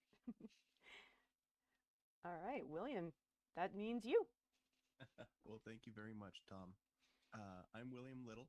I'm a system administrator for Procom Systems, as well as a field technician. I've been working with Procom, which is a public safety communications agency, for a little over 4 years now, about to be 5. And I've been working to not only keep the computers in their office running with the normal troubleshooting of why is my email not working, why am I having issues opening this document, but also I'm in charge of a lot of the IT infrastructure that runs numerous police and fire departments across the state, as well as New Jersey Transit's statewide communications network. I've been involved with designing and building a bunch of different systems on a high level, be it mounting equipment in racks, wiring things, getting cables together, making sure that systems work before we ship them out. But also, I've had to figure out what software and what solutions will work, what won't work, design flaws, anything like that, and collaborate with people of all walks of life to um, be able to make a solution that works and meets the end goal. This all started about, I want to say, about 12, maybe 15 years ago when I decided desperately that I wanted to learn how to host a Minecraft server. I so badly wanted to figure that out. I had some support from my dad, who is also in IT. He helped me at least get the basics, but it was entirely training wheels off for trying to do anything like that. He would help me with the software. He would say, hey, here's Windows. Welcome to Windows. Here's what a network cable looks like. Here's what a desktop computer looks like. And even in a few cases, he would have a few goodies in his trunk and say, hey, here's what a server looks like. This one got decommissioned. Have fun. And I was left with the rest.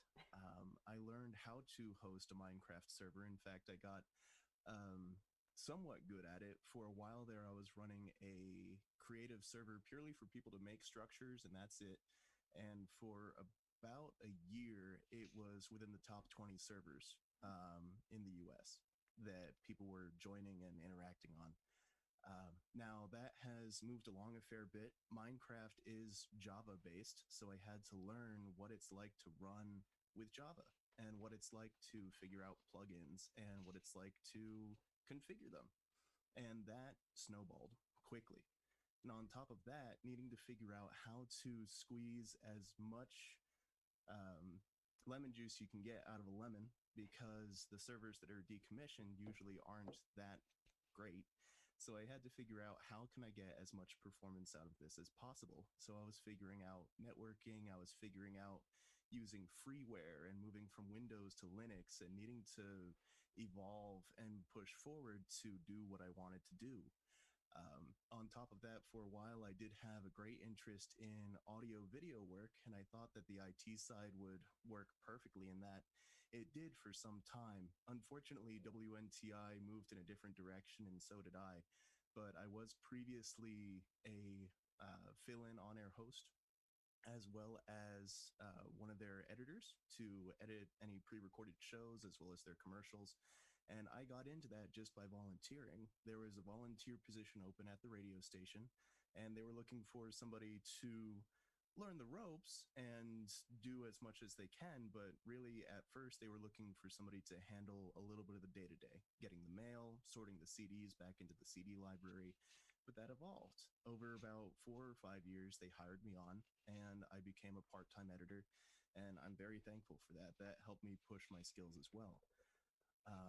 That and the server work evolved into me getting the position over at Procom Systems and starting up just as their system administrator, handling the day to day. But as anyone might find, as you get more into a job, it can get much more complicated and much more can be handed to you. So I had to learn quickly, hey, here's a statewide network that has to be maintained and worked with. And it handles the radio traffic of 3 or 4 thousand buses. Make sure it keeps working. And so I had to learn on the job. And I think that that's one of the best ways to learn if it's not in your own interests or your own hobbies to learn on your own. On job experience is fantastic. With that, I think I've babbled enough. So I think I'll kick it back over to Sandy. And thank you so much for the opportunity to be able to speak today. Well, thank you so much for being here. I really appreciate it. And I will give full disclosure. I am actually I was a biochemist way back in the day when I used to get to play in a lab all the time. And that's actually how I know some of these folks, because we went to the same school. And my own story is a little different after working in chemical biology and working in immunology and being the person in the lab that knew how the computers worked. So I ended up being the one that developed the email server and that wrote the website for the company and stuff. I ended up having kids and deciding to go into STEM education, which is what I've been doing for the last 13 years. So I've been very lucky to have that opportunity to switch careers and still get to do what I love, which brings us here today. So as you were all chatting, and I do want to let everybody know, if you are watching, feel free to send in any questions that you have. I'm happy to ask. I can always unmute you as well. But I actually had a couple questions just kind of listening to everyone. And it seems like you all had really different paths to get to where you are. Like some went to college. I know some got advanced degrees. Some did on-the-job training. Some, have taken kind of a different route and didn't do any higher education, but rather went skills-based and did apprenticeships.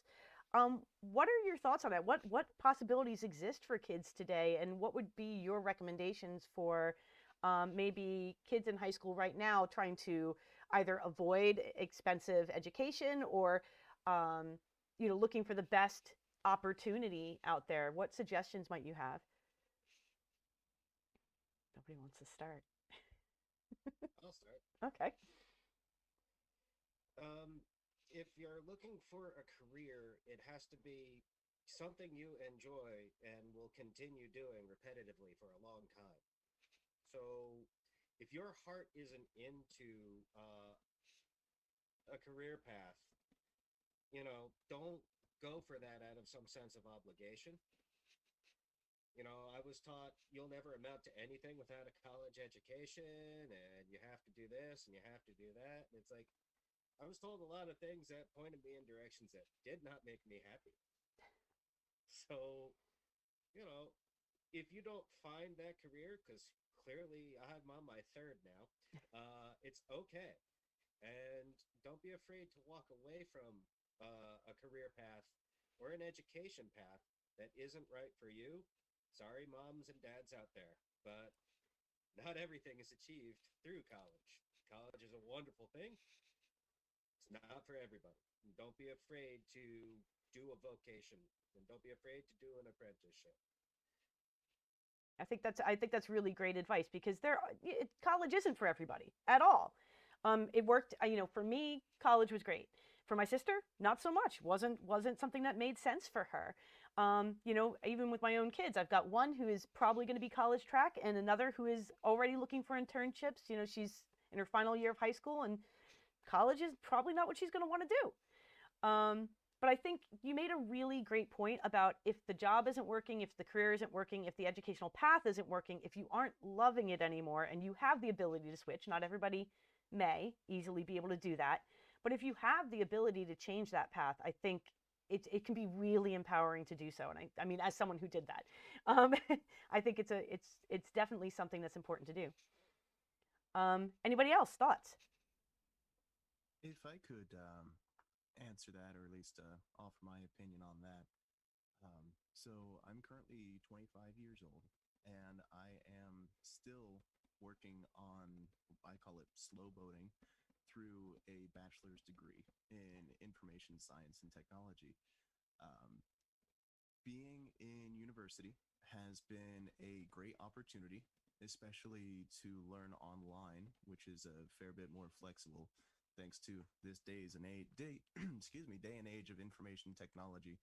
Being able to learn online is fantastic. And so that has opened a lot up, but I'm still working on that degree. I haven't had an associate's degree to show around. I've only had my high school diploma, and I didn't even earn that in a normal manner. I earned that with the 30 college credit equivalent program that the state of New Jersey has, where I started over at Warren County Community College early. I left the technical school that I was at early and went over to college. And I was was accepted into the community college, and I was able to earn my high school diploma that way. And that was great because it allowed me to focus on what I wanted to focus on. And there was a lot that I was looking at the time for multiple career potentials, both the potential that I had at the radio station, WNTI. That was a great opportunity for many years to learn about audio and video work, as well as applicable computer maintenance and science in general, because we have to handle a bunch of data and we have to have reliable internet connectivity, correct network routing. There's a lot that has to be done and done in a applicable manner instead of theoretical. At the same time, I was working on the farm. I do live on a farm, and so I had to take care of animals, and there was a lot to do, so it was great to have the extra time away from college to work on that. Since college, unlike high school, you could more or less choose your hours, which adds great flexibility when you're looking to get into a trade or an internship, as far as I see in my opinion. And then, in addition, I was running Minecraft servers and all kinds of other things at the time, racking up the electric bill for my folks as I was running all kinds of hardware in the basement. And I was exploring all these different avenues, figuring out what I wanted to do. And I found that having that flexibility straight out of high school made me the person that I am and gave me the opportunities that I have. So I greatly appreciate the opportunity to not go to school full time, but that's what worked best for me and my path. This is not necessarily a guarantee, but I do see it as a great way to go if you already have a general idea of what interests you and excites you. And if there's multiple things that interest you and excite you that you think there's even a chance of becoming a job or a career, then I'd say that that's exactly what you need to start out the gate with a good pace to find your way and build yourself up. All right. Yeah, I think that's, that's something that I think sometimes we forget, is that you don't have to go and attend college for 4 years on campus and do a traditional program that way. So I think that you bring up a lot of good points that you can kind of make a program that works for you, Nicole, Nicole, Steve, you work at a university. You got anything to say here? Well, with that said, absolutely go to college. We need the money. Okay. No, seriously. And I also have 2 kids, as you said, and one of which is almost certainly college track, but the other one is probably not. It's a matter of, again, finding, Tom was right on the money with this. Find something that you're going to enjoy doing every day for the next 40 years. And that sounds daunting to a 8-year-old or an 18-year-old or heck, a 48-year-old. But that's really what this is. This isn't my first career. I started out as a systems administrator, as a programmer. I went to law school. So I have actually 2 degrees, which law school teaches you to think a certain way. So does regular college. And that way of thinking is very helpful and important for certain careers. The career I'm in now is not something I could possibly be doing without the background I got both in law school and in college as a computer science major. But I'm almost uniquely qualified for it. There are a couple hundred people in the country that do the sort of thing I do. And, that makes it interesting and fascinating and something I enjoy doing every day. It is certainly not something I'm going to say I expect either of my kids to be interested in even a little bit. I barely have my wife interested in it even a little bit. But it's, it works for me. And everybody needs to figure out what they want to do. And also, just because you're doing a job in one thing doesn't mean you can't keep tinkering in other things. I have this cool virtual background behind me. That's actually my Christmas tree, which I program every year. Every one of those lights is individually coded. No, it's a pattern. It's not that I code 500 separate lights one at a time, but it's a project for me. It gives me something to do that keeps playing in that original field of computer science and programming. And so keep your hobbies too, and sometimes keep them separate from your career because they're far more interesting when you don't have to go to do them every day. That's true. So since I've talked enough, it's somebody else's turn. Nicole, if you want to say something, or it's back to you, Sandy. Nicole? Sure, I'll jump in for a bit. trades are a good way to go if you like to touch things and if you're not interested in college. If you are interested in college, Steve will really appreciate that. So, yeah, thank you for attending. And, somewhere there is the middle path.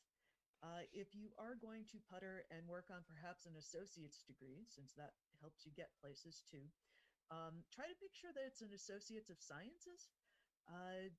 Because for some reason, my company doesn't like hiring people with associates in arts, which boggles my mind, but it just means it's a little bit heavier in math. And that is a way into companies. And I guess you could also do a stint in the Navy. Go Navy. My sister spent 12 years in the Navy and then came out to get her PhD at Penn State. So many paths. Yeah, I think that that's probably the most important thing that I try to tell my students, and we have to remind kids and parents that are listening, please remind your kids that there are so many different ways to find that career that gives you a reason to get up in the morning. So talk to me a little bit about why STEM fields are important. I mean, I know we hear about it a lot, but I don't feel like sometimes it's just like, well, STEM is important. Obviously, we all have smartphones, but I feel like it's probably a little more than that. So maybe, and I think that we have kind of a wide enough experience here too to really talk about all the ways that these fields influence our lives, and maybe some of the things people might not realize are STEM fields that are STEM fields. So if anybody wants to share on that. No? Yeah, I'm straight up STEM the whole way, so I don't know what fields are STEM fields but don't look like it. If you want to see some practical aspects, I worked on the ballistic missile defense system. That uses a ship with a radar to look for a tiny object in the exoatmosphere and then throw a missile that doesn't even explode. It's just like a chunk of metal with a pointy nose, and hit that thing several miles above the atmosphere of the Earth. It's good if some of your not so friendly people on the other side of the planet want to lob intercontinental ballistic missiles at you. It's also good if you're just going to have a satellite that's going to spiral down. You're like, how about we just knock that off base and get it into the ocean instead of have it accidentally hit Florida, which I think is what we did in 2006. 2006 sounds about right. So there you go. I think it's really important that you bring up a couple times here, and we've seen this a couple times, is that the influence of the military, the importance of the military in STEM, and the fact that so much of our STEM fields do really support our military in a lot of ways, and a lot of research goes into military applications. So that's certainly something for kids to be aware of and parents to be aware of. Tom, you look like you're unmuted. Yep. So my thoughts on STEM careers and why it's important is that things can get really out of your control and expensive fast when you don't apply critical and scientific and logical thinking. Sometimes they get really dangerous as well. On the more expensive side of things, I once had to go do emergency work at a restaurant that hired the cheapest labor around, the cheapest electricians, who were people who were just trained in the field as a residential guy, working on people's houses. They were handymen. And this restaurant was threatened with a closure by the local inspector because if they didn't get their restaurant up to par after the poor quality of work that was done. And, now they had to come to us and pay emergency rates because they needed educated people who do that commercial stuff. And, they're basically paying for the job twice. They were paying the cheap price first, and then the cheap price came with fines and the threat of losing your ability to operate. And then instead of paying our regular rates, they had to pay us double time because we're working there from 11 o'clock at night until the job is done to get this restaurant up to snuff. So, and when you have these issues, you don't know what that handyman's done. He could set your building on fire. That's bad, obviously. So, like I said, it's that STEM background. It can save you money, and it could keep you from losing your business, and it could keep you from hurting people.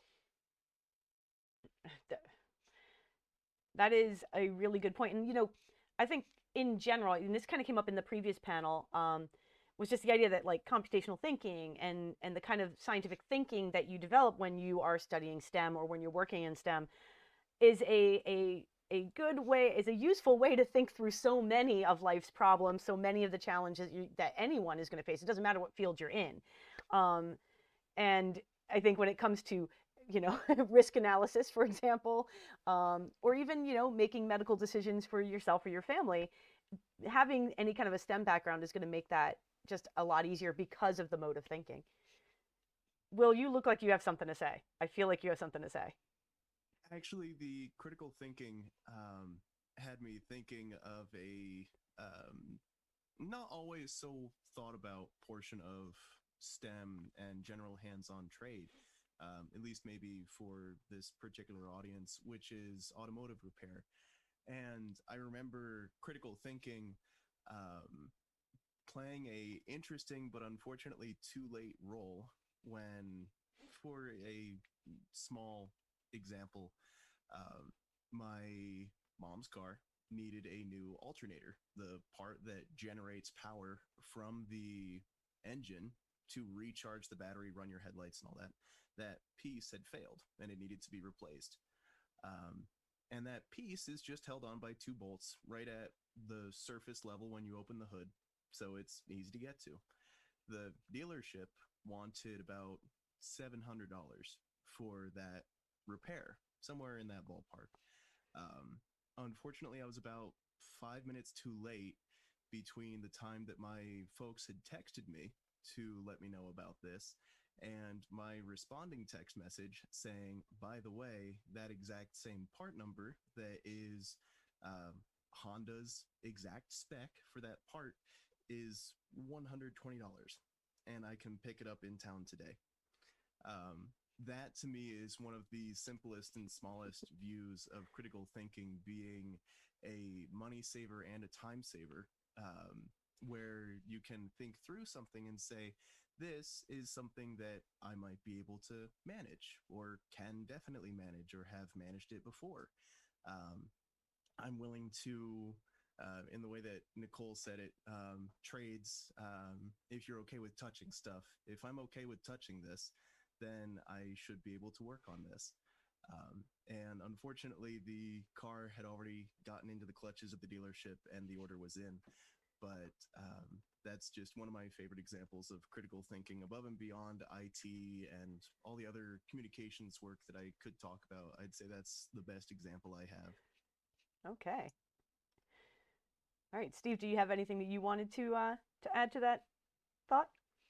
Well, I know you were asking about STEM things that don't really seem like STEM, and I think since I see a lot of research coming through my office and at a high level, I don't know how much I can talk about all the time, but I do know there are a couple of music awards that we have gotten from actually the Department of Defense and DARPA on doing collaborative music stuff. Because music is a lot like math, and interfacing with computers through music is something that is sometimes faster than trying to do it with a keyboard. I haven't looked into it a lot, but those of you that love music, there's actually research work out there for real world applications of what to do with music other than make people happy. And that's just one example that came to the top of my mind. I'll let you continue from there. Yeah, I think that's an interesting point. And that kind of came up a little bit in the educators panel too, is that, we think of, again, you don't want to get too narrow about what you think STEM is, but I know that you've seen all kinds of, even climate change issues in all kinds of different ways. A lot of music, actually, the entire music industry, the entire movie industry is powered by STEM at this point. That's all code. That's all electronics. That's the art is important, but none of it would get out there to the population if it wasn't for those in STEM fields making it happen. You know, it kind of came up, Steve, you brought it up as the not giving up your hobbies. So do any of you have hobbies that kind of either give you a break from what you do all day, that kind of give you the mental break, or hobbies that are maybe in different STEM followings that you don't use on a, you know, for your actual work? Just curious. Now I'm going to pick your brains. Well, I'm still running Minecraft servers. I do still run the exact same, well, newer hardware, but I still run the same mentality-wise system that I used to run many years ago. I still have servers, thankfully more efficient, not making the power bill crazy, servers for me to tinker around with and just have fun. Gaming servers of different types, a couple of web servers, things that I have used as learning tools that can sometimes help me for work. Occasionally I do bring work home and work on it on my servers here. But also a lot of fun. Being able to do something, like make a change on the server side that may seem very technical, changing a script, adjusting a configuration file, and then being able to compile that and say, great, time to fire up my game, and be able to have some fun with friends and some time to just wind down and relax while still doing something I enjoy, which is generally tinkering with servers. That brings a lot of happiness, and it's a great hobby to go into that I try to keep out of work, and I try not to do excessively often so I don't get burned out by it. Okay. All right. Tom? Yeah. So I do some tinkering too, though I'm more of a hardware guy than a software guy. Apparently, obviously. And you know, some of it may not seem that STEM-like, but you know, I build things like owl boxes, bird houses, bee boxes, and sometimes a more efficient rodent trap. We're a little bit inundated with a rodent problem outdoors here because people release them in a children's park across the street. It's awful. Uh, But, you know, so you have to think in terms of, well, owls take care of rodents, so maybe I can build an owl box and entice them to live here. And so you need to figure out where they like to live, the dimensions of the things they like to live in, how they come across, when their mating season is, when their nesting season, and, of course, basic math, because you know, seriously, most useful tool ever. It's why I get paid the big bucks. Um, and you know, again, when you're trying to figure out, well, right now the problem is these deer mice, and the chipmunks and squirrels keep eating the bait, so the traps can't deal with the deer mice. So now I need to figure out how to build a better mouse trap. So I need to figure out how they find food and what areas they like to walk in and why, and how they use their whiskers to see because they're nearsighted, and you know, things of that nature, and how to direct them and funnel them directly to the trap, so you don't have it go off and you know they walk away with your bait. And so you know, those things are STEM like. People like gardening. We have a bee shortage in the world now. So how do I make a box that promotes bee growth? And what size holes do I need and how far apart should they be and all that stuff. And again, that's back to your tape measure and learning about insects. And so, yeah, these are my STEM related hobbies that don't quite seem like STEM. No, I hear you. Steve knows I can get a little obsessive about my gardening because of the chemistry and the biology, and I want to make sure all the plants are, yeah, I get it. Anyone else want to share any hobbies that kind of keep them sane? Nicole's like, who says I'm sane? So you know, we've got about 9 minutes left. I want to kind of ask, you know, if you could do something over, or maybe make a different choice, are there any, or just give a warning in general to those that are thinking about going into these kinds of fields? What might be that advice? What might be that cautionary tale? No one? That's actually really great. Okay, William. Well, Actually, sorry to be the talker. I have learned that allowing yourself to fail and pick yourself back up, I know that that's a relatively universal thing to think of, but having a failure, having a bad day at work, um, not being able to do what you intended to do for your work. In my case, maybe that's getting a tower site up and running, or it's making sure that a data link is functioning as it should, or a server just crashed and I wasn't able to bring it back up in that day. That's okay. Or even not knowing what's going on, what I need, the steps that I need to take, not knowing and having failures occur is not only possible, it's likely, but it's totally okay. I've learned that as long as you're okay with brushing yourself up and seeing where you're able to improve or change or just figuring out what you needed, so that if you ever find yourself in a similar scenario next time, you're a little bit more prepared, that's golden. So learning through failure, except maybe in Nicole's case, sorry, Nicole, is a great thing. Yeah, no mistakes for you, Nicole. Sorry, no, not to put the pressure on you there. Yeah, I mean, I'm very deeply entrenched in the maker movement and all that. So learning through failure is a big part of that. Anyone else have anything that they want to share? Tom. Yeah. So one of the more smart aleck things we were saying in school is, why do I need to learn this? I'm never going to use this math again. And now, well, that math is why. And I wasn't really great by the time I hit my senior year. I was just done with it, and it's like, it would have been a lot easier for me to figure out a lot of this pipe bending lesson and this AC theory lesson if I had actually knuckled down and learned trig a little bit better. Uh, because in the end, everything boils down to, with electricity, two equations. That one is for voltage. That's important. And that one is for wattage. And combined, that's about 90% of all the math in electricity.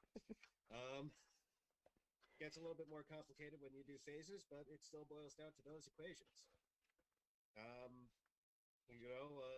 The Scarecrow's thing at the end of The Wizard of Oz, the isosceles right triangle, any right triangle, really.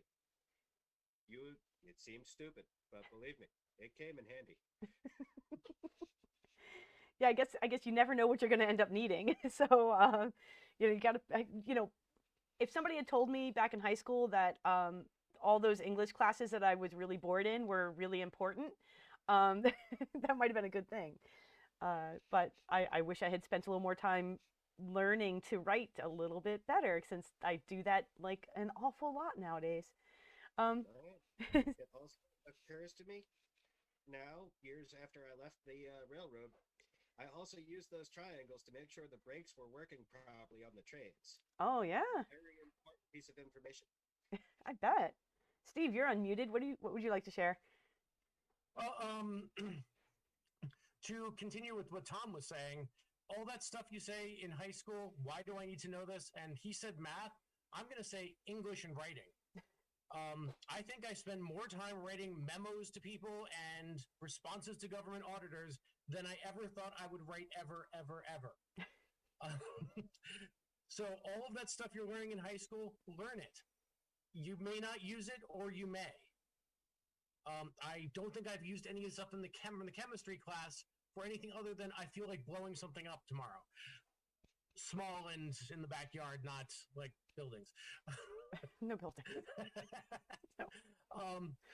It also gets harder to learn as you get older. So just finding the time when you're younger to do things. But the biggest thing, I think, is don't be afraid to say, this was a good idea, but I should really do something else now. Switching careers has made my life that much better over time, and I've done it a couple times. And if you do it when you're looking at this and saying, I'd like to do something else, well, learn something else and go do something else. And do it on your terms. Do it while you have the ability to do that.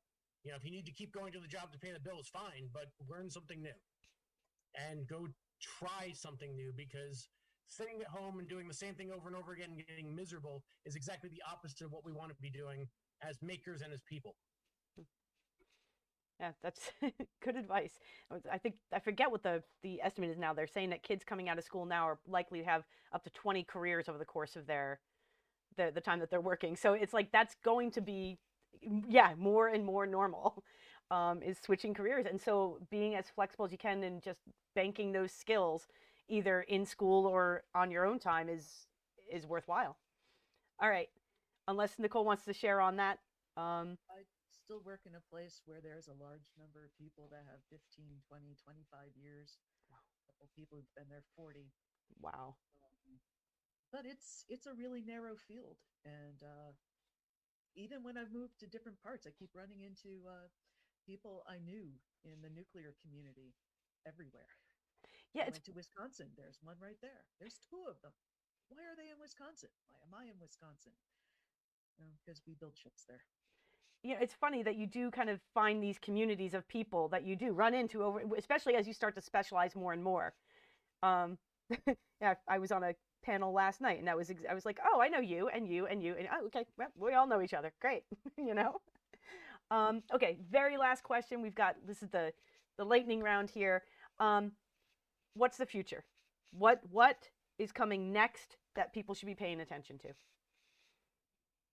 What's the next interesting STEM field? Tom? Green tech and power generation, specifically solar and wind. There's a lot of people who've been naysaying it for 20 and 30 years, but right now, the US is finally catching up to the rest of Europe, and that is where the money is going to be in the future, and it's growing more and more each day as states are subsidizing more and more solar fields and wind farms. So there's going to be a lot of work, especially over the next 10 years, for people who want to get that hands-on experience and start in a field that is relatively new and is cutting edge. Wow. Yeah, that's a great point. Anyone else? William? I'd say smart cities, and as science fiction as this is going to sound, multi-planet communications. So smart cities are starting to become quite prevalent.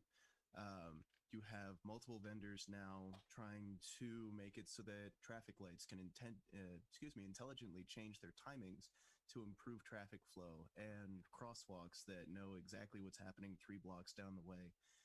Systems that can automatically route traffic if there's an incident or a closed road. All kinds of things that are now happening in cities, and it's starting to become a bigger and bigger industry.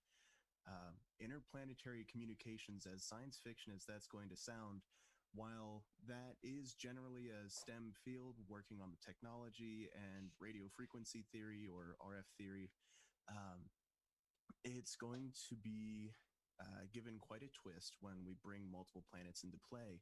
A company that I work with, Nokia, that they now own Bell Labs, a very famous lab here in New Jersey.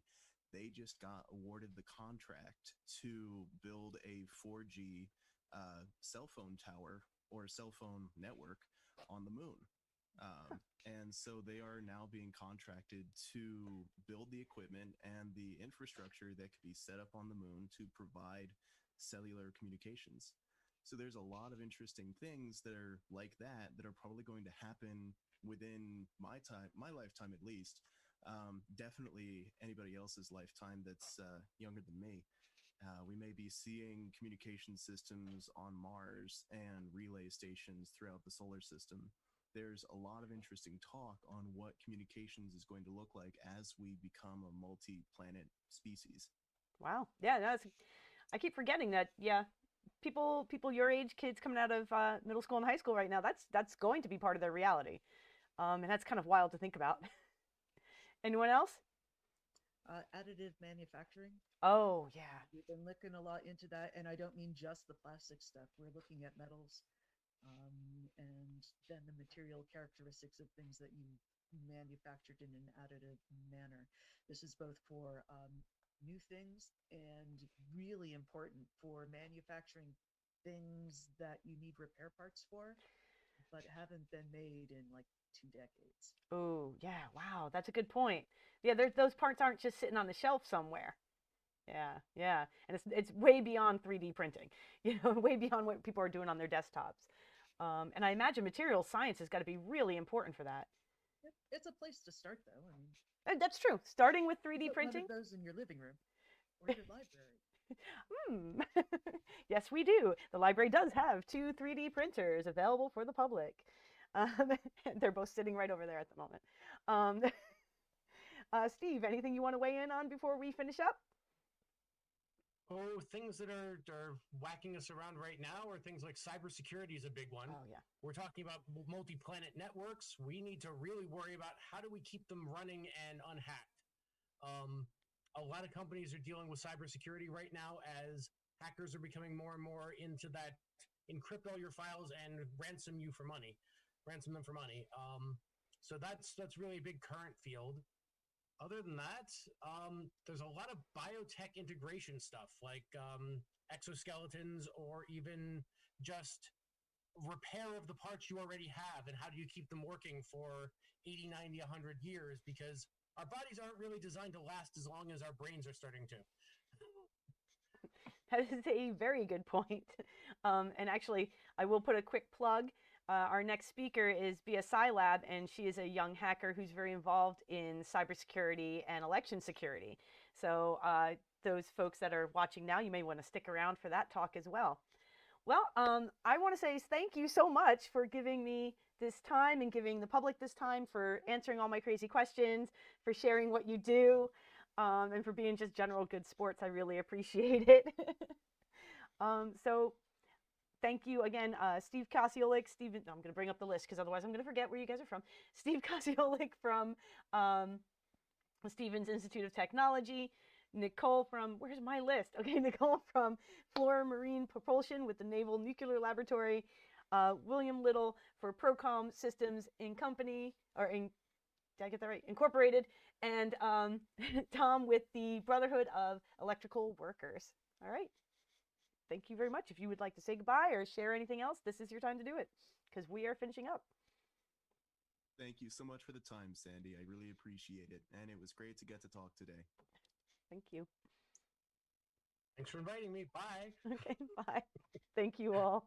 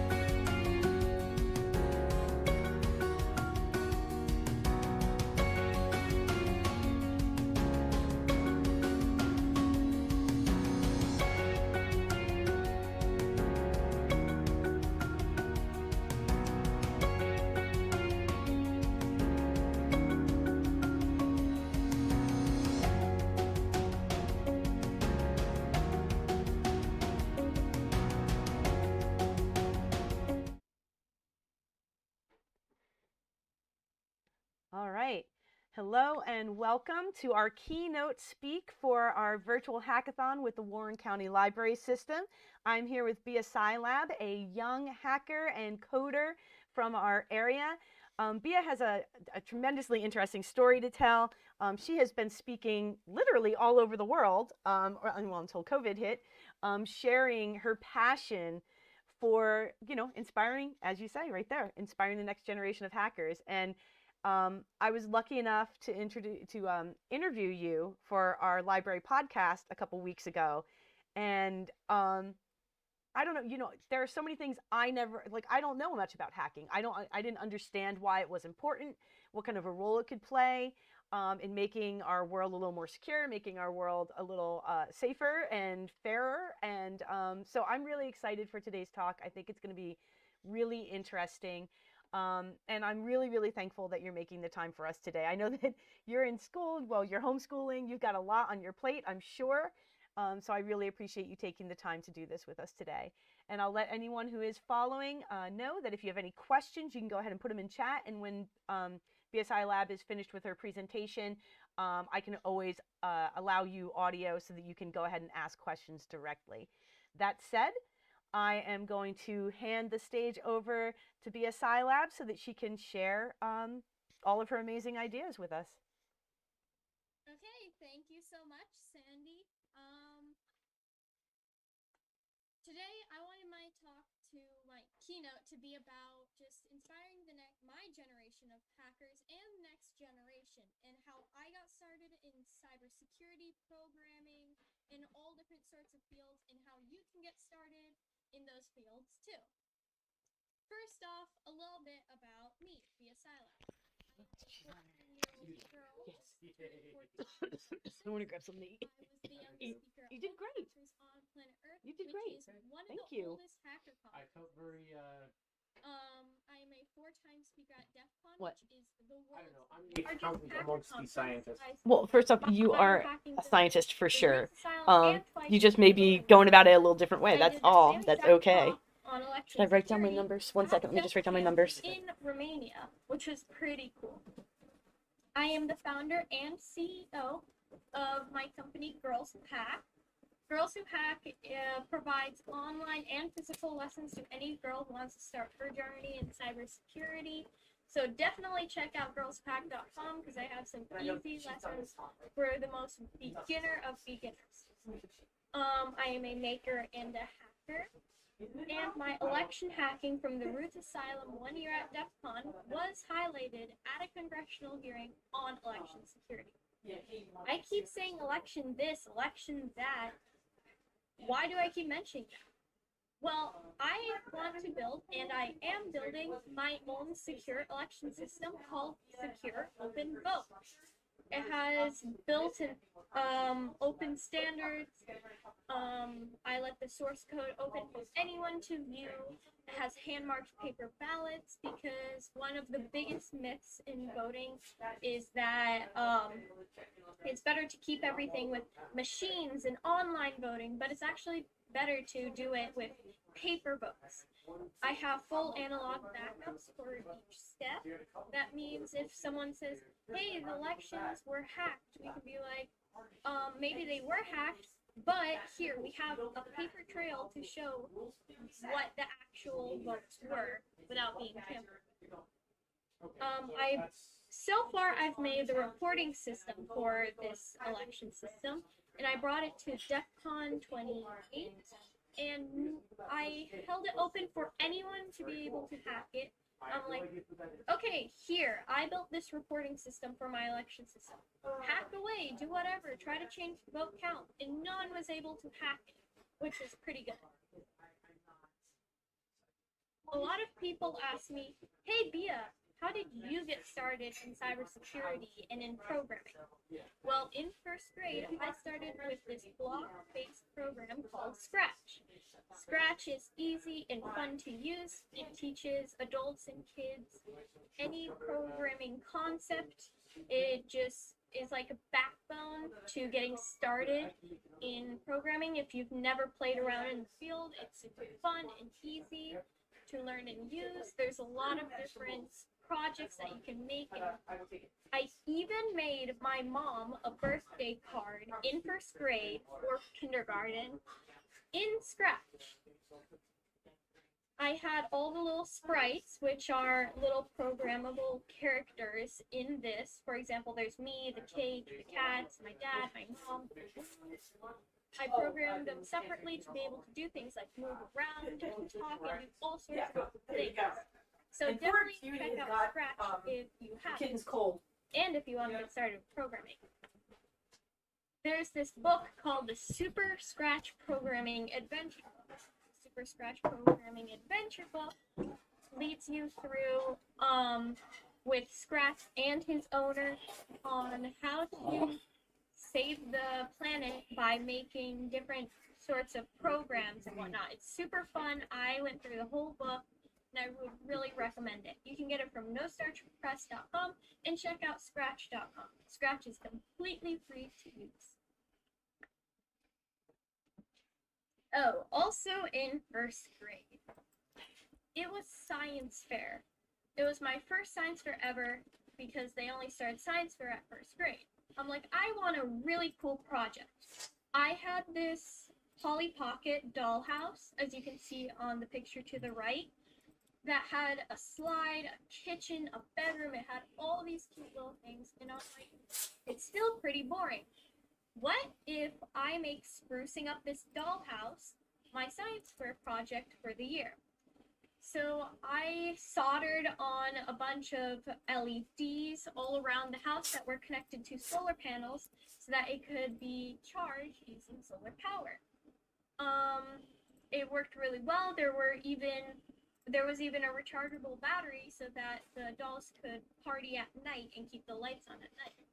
I'm like, I'm sure I'm gonna win. This is a great project and I'm gonna get the overall prize. I worked super hard on it. But there was this boy named Brian Smart. He was in 6th grade. He did a project similar to mine. He had a solar panel, a plain house with only one LED in it. I had many colorful LEDs that changed colors and whatnot. He only had one LED. And he had a light bulb in front of his solar panel so that if you put a card in front of it, the lights would turn off in the house. It's a less cool version than mine for sure. Mine was way more in depth, and I was in 1st grade at the time and he was in 6th grade. Yet he won 1st place overall, which I don't think is very fair. My guess is that the judges thought that I had my dad help me and do everything for me. But as you can see in the pictures, I did everything myself pretty much. Now let's talk about Raspberry Pis. I could do a full-on talk about Raspberry Pis just by themselves. A Raspberry Pi is a full-on computer that just doesn't have the hardware, doesn't have the monitor and the mouse and all of that keyboard. But if you hook up a monitor to this, you just have a computer. It has a built-in system to it, and you can do all sorts of things with it. In 5th grade, I think, 5th or 6th grade, 5th grade, I think. Yeah, 5th grade, I did a project where I grew Oxalis stricta. And I wanted to have a time lapse of the plant growing because I thought it'd be really cool to show to the judges. So I took a Raspberry Pi and turned it into a time lapse camera. At the same time every day, it'd go turn on the lights for the plants, take a picture, wait 6 hours, take another picture, and turn off the lights. And I did it every day. And the time lapse turned out pretty cool. Other than this, there are a bunch of different setups and different projects you can do with this. You can hook up pretty much anything to it. There are 2 types of Raspberry Pis. I wrote this down so I wouldn't get any information wrong. Okay. There's the Raspberry Pi and the Raspberry Pi Zero. The Raspberry Pi is the one to the right, Raspberry Pi Zero is the one to the left in the picture. The Raspberry Pi has all sorts of cool features, like 4 USB ports to add anything to. It has Wi-Fi, Ethernet, and Bluetooth, so you can hook up pretty much anything to it. Another plus is that it has super fast processing power, so you can get things done very quickly. And it has 40 GPIO pins. GPIO pins allow you to connect all sorts of cool stuff to the Raspberry Pi, like buttons, knobs, switches, LEDs, you name it, you've got it. The Raspberry Pi Zero, on the other hand, only has one micro USB port, whereas the Raspberry Pi has 4 big ones. It has Bluetooth and Wi-Fi, but no Ethernet. One plus side is it also has 40 GPIO pins, so that you can hook up LEDs and whatnot to it as well. It does have slower processing power, just 20% slower, so not too much slower. I'm pretty sure, I'm not exactly sure, but the Raspberry Pi itself is, I think, $30 or something like that. And then the Raspberry Pi Zero is only $5 or something like that. And I would definitely try to get one maybe for Christmas or your birthday or whatnot, because you can do all sorts of cool LED projects with them. It's super fun, and I have a bunch. Congratulations. Now, let's talk about Minecraft and Python. Python is the #1 programming language, and it has many uses outside of just cybersecurity. How do you get started programming in Python and get excited about it? There's this awesome book from No Starch Press, the same people who made that other book about Scratch. And it shows you how to program in Minecraft. As you can see, this one guy made a code out of Python to print out a picture of him using blocks in Minecraft, as you can see over there. You can do all sorts of cool things. You can program your character to run around, and when it runs around, it drops gold blocks or something like that, whatever you want. It's a super cool book. I even have it for myself. Definitely would recommend putting it on your Christmas list. Now let's talk about Adafruit. Adafruit is an awesome company that makes all sorts of cool hardware gadgets to play around with, and has countless projects with clear, easy step-by-step instructions online. Not to mention, the company is owned by Lady Ada. She makes all sorts of cool things, like different boards with LEDs and whatnot. I even got this strip of LEDs from her website, and I made a dress that lights up with a purse that you can turn the knobs to change the colors of the LEDs on the dress. Definitely would check that out too. One of the biggest problems for people who want to get started in cybersecurity is that they don't know where to begin. There are so many different fields like network hacking, web application hacking, red team, blue team, purple team, and pen testing. The first step to figuring out what field you want to start learning in is to research the type of fields using Google or asking other hackers. You can find out what really interests you.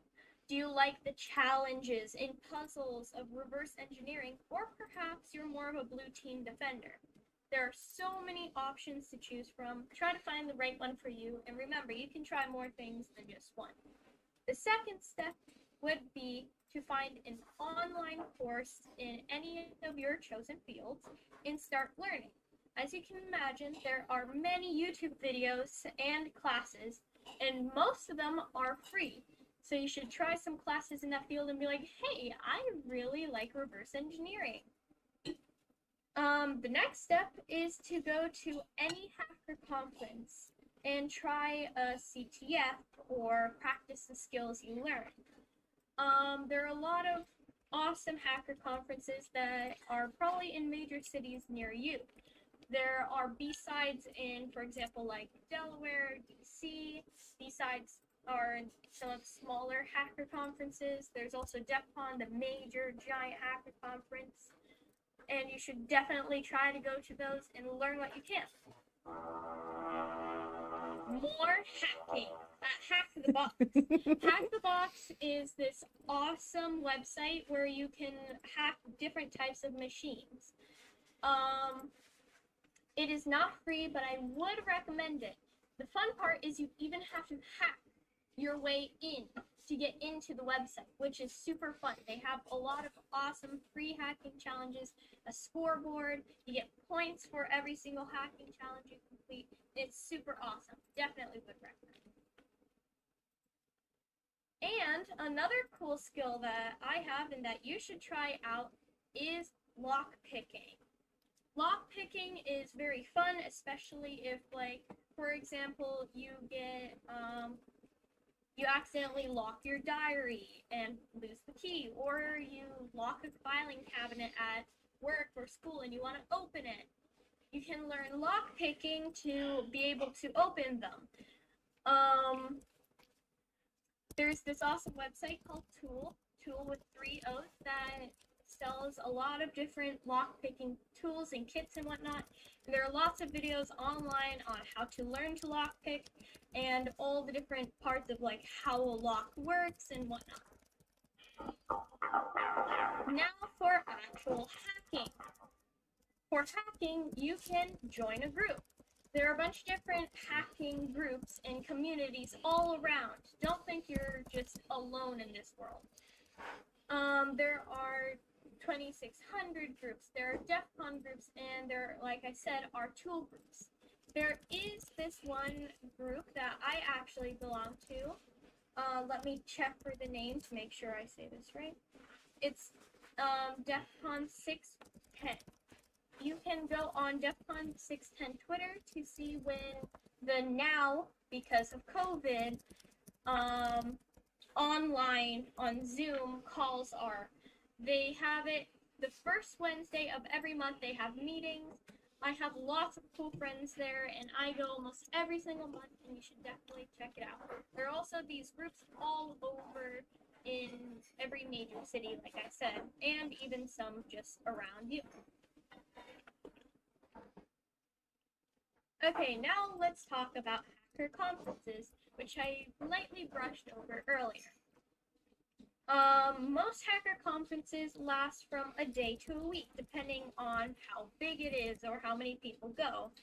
Every HackerCon has a bunch of different things, like t-shirts, CTFs, which are just hacker puzzles and challenges for prizes at the end.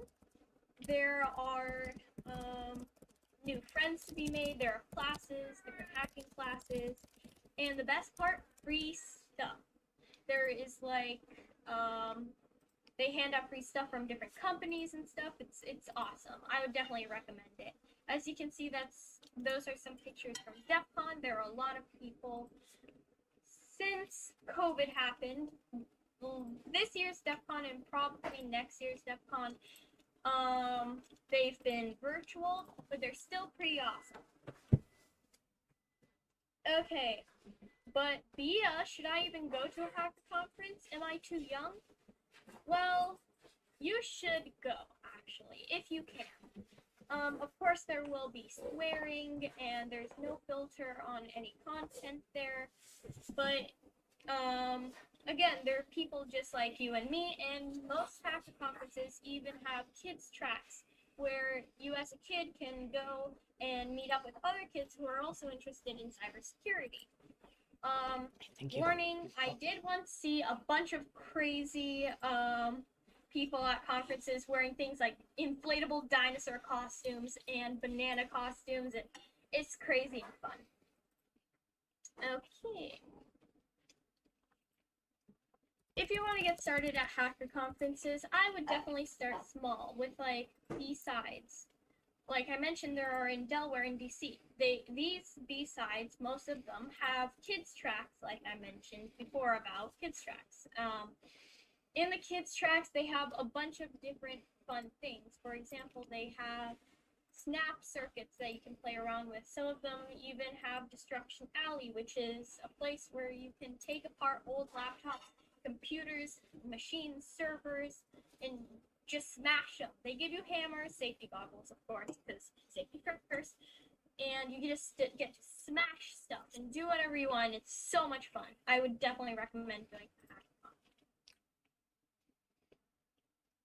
I keep saying CTF this, CTF that, and I kind of explained what it was, but I will explain it a little more in depth. A CTF, or a Capture the Flag, is a game in which you get a series of different types of hacking challenges and puzzles to solve. Hidden in the challenge is this thing called a flag. A flag is just a line of text you enter to get points. Crypto challenges are a lot of fun too. You don't usually need more than a pen for those crypto challenges, and paper, of course, and maybe a cell phone to access free online tools to figure out some of the challenges. Some of the challenges are like Pigpen Cipher, it's like Caesar Cipher and whatnot, and you solve through them to be able to get the final result and maybe get the prizes, which are super fun. Now, let's talk about the biggest conference of all, DEF CON. DEF CON is the world's largest hacker conference that happens every year at Las Vegas, Nevada, in August. So as you can tell, it's very, very, very hot. Let's see. There were 30,000 hackers at the last in-person DEF CON. That's a lot of hackers. The con is so big that it was spread over 5 casinos, over to Paris, over to Caesars. It was all over the place because it was so big and so many people. Ooh, this is one of my favorite slides to talk about. LineCon. What's LineCon? Well, let's start from the very beginning. It was about, I don't know, maybe 9 p.m. We were getting ready, my dad and I. We packed our bags and we head to the airport. When we got there, they said, "Oh, due to the weather, the flight's gonna be delayed." It was delayed for an hour. We're like, okay, we'll just leave at 10. Then more and more delays due to weather, and in the end, we arrived at Las Vegas at 2 a.m. We quickly drove to the hotel, and I got maybe like an hour of sleep before I had to wake up at 3 a.m. to be able to go to LineCon. Why would I put myself through that? Why would I wake up at 3 a.m. with no sleep just to go to this line? Well, LineCon is a conference pretty much in its own, as it feels like. At DEF CON, to be able to get the ticket in, you need to wake up super early, stand in this super long line that's ridiculously long, and wait for hours. The fun part about it is you get to talk around with anyone. I made a lot of cool friends from all different walks of the earth, and like, it's just so amazing to meet all these people who have different backgrounds and stories. And there's pizza, there are even volleyballs and beach balls being passed around everywhere. It's lots of fun. There's music and laughter. And I wish I could have gone to LineCon this year too, but it was virtual. There was still virtual LineCon though, so that was fun. Now let's talk about badges. Badges are one of my favorite parts of DEF CON. When you walk around DEF CON, you'll see people with lanyards full of these badges, as you can see here. All different types of badges that blink and whatnot. Some of the badges are just look cool. Some of them you actually need to learn to solder and solder them. Some of them have lights that light up and blink. Some of them have hidden challenges and puzzles inside of them. And badges are super fun to collect.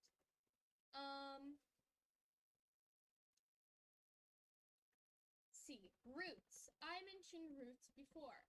Roots is the Kids Hacker Conference inside of DEF CON. In the Roots Asylum, there were so many kids last year. They have all different sorts of fun stuff, like teaching kids how to solder, They even held a mock election reporting system for us kids to learn how you can hack the elections, which was really fun. They have all different sorts of talks just for kids, and you can just meet a bunch of other people your age and talk to them about cybersecurity. And I would definitely recommend, if you go to DEF CON, check out Roots too. This is when they held the mock election reporting system. Us kids got to use SQL injection, which is an injection attack, to be able to hack the mock election reporting system that they held up for us, and it was super fun. Speaking more on elections, let's talk about the voting village. The DEF CON voting village is super big and super cool. They bring voting machines from all different types of companies and whatnot, and they have hackers be able to pick apart the voting machines and try to hack them, see what's wrong with them. On the first day of DEF CON, all over 40 election machines, every single one of them was hacked. There was even one that got hacked to rickroll you, and that was really funny. I had to. And then there's just more and more stuff at DEF CON. There's a drone village. There's a biohacking village where you get to learn all about like medical equipment and whatnot, and how it works, and how medical equipment can even be hacked. And like, there's just so many villages and so many different cool parties and people, and it's DEF CON's awesome. Okay, now let's talk about, let's change the subject and talk more about what you need if you want to get started into making things like different robots, or if you want to start making your own, I don't know, you have a bunch of different projects you probably want to make. Maybe you just want to make something simple like a bookshelf for your room, or a robot that drives around and hands you a glass of water. These are some of the basic things you're going to want in your basic toolkit. If you ever need to put things together, like IKEA furniture even, you're going to need a box to put all this stuff in.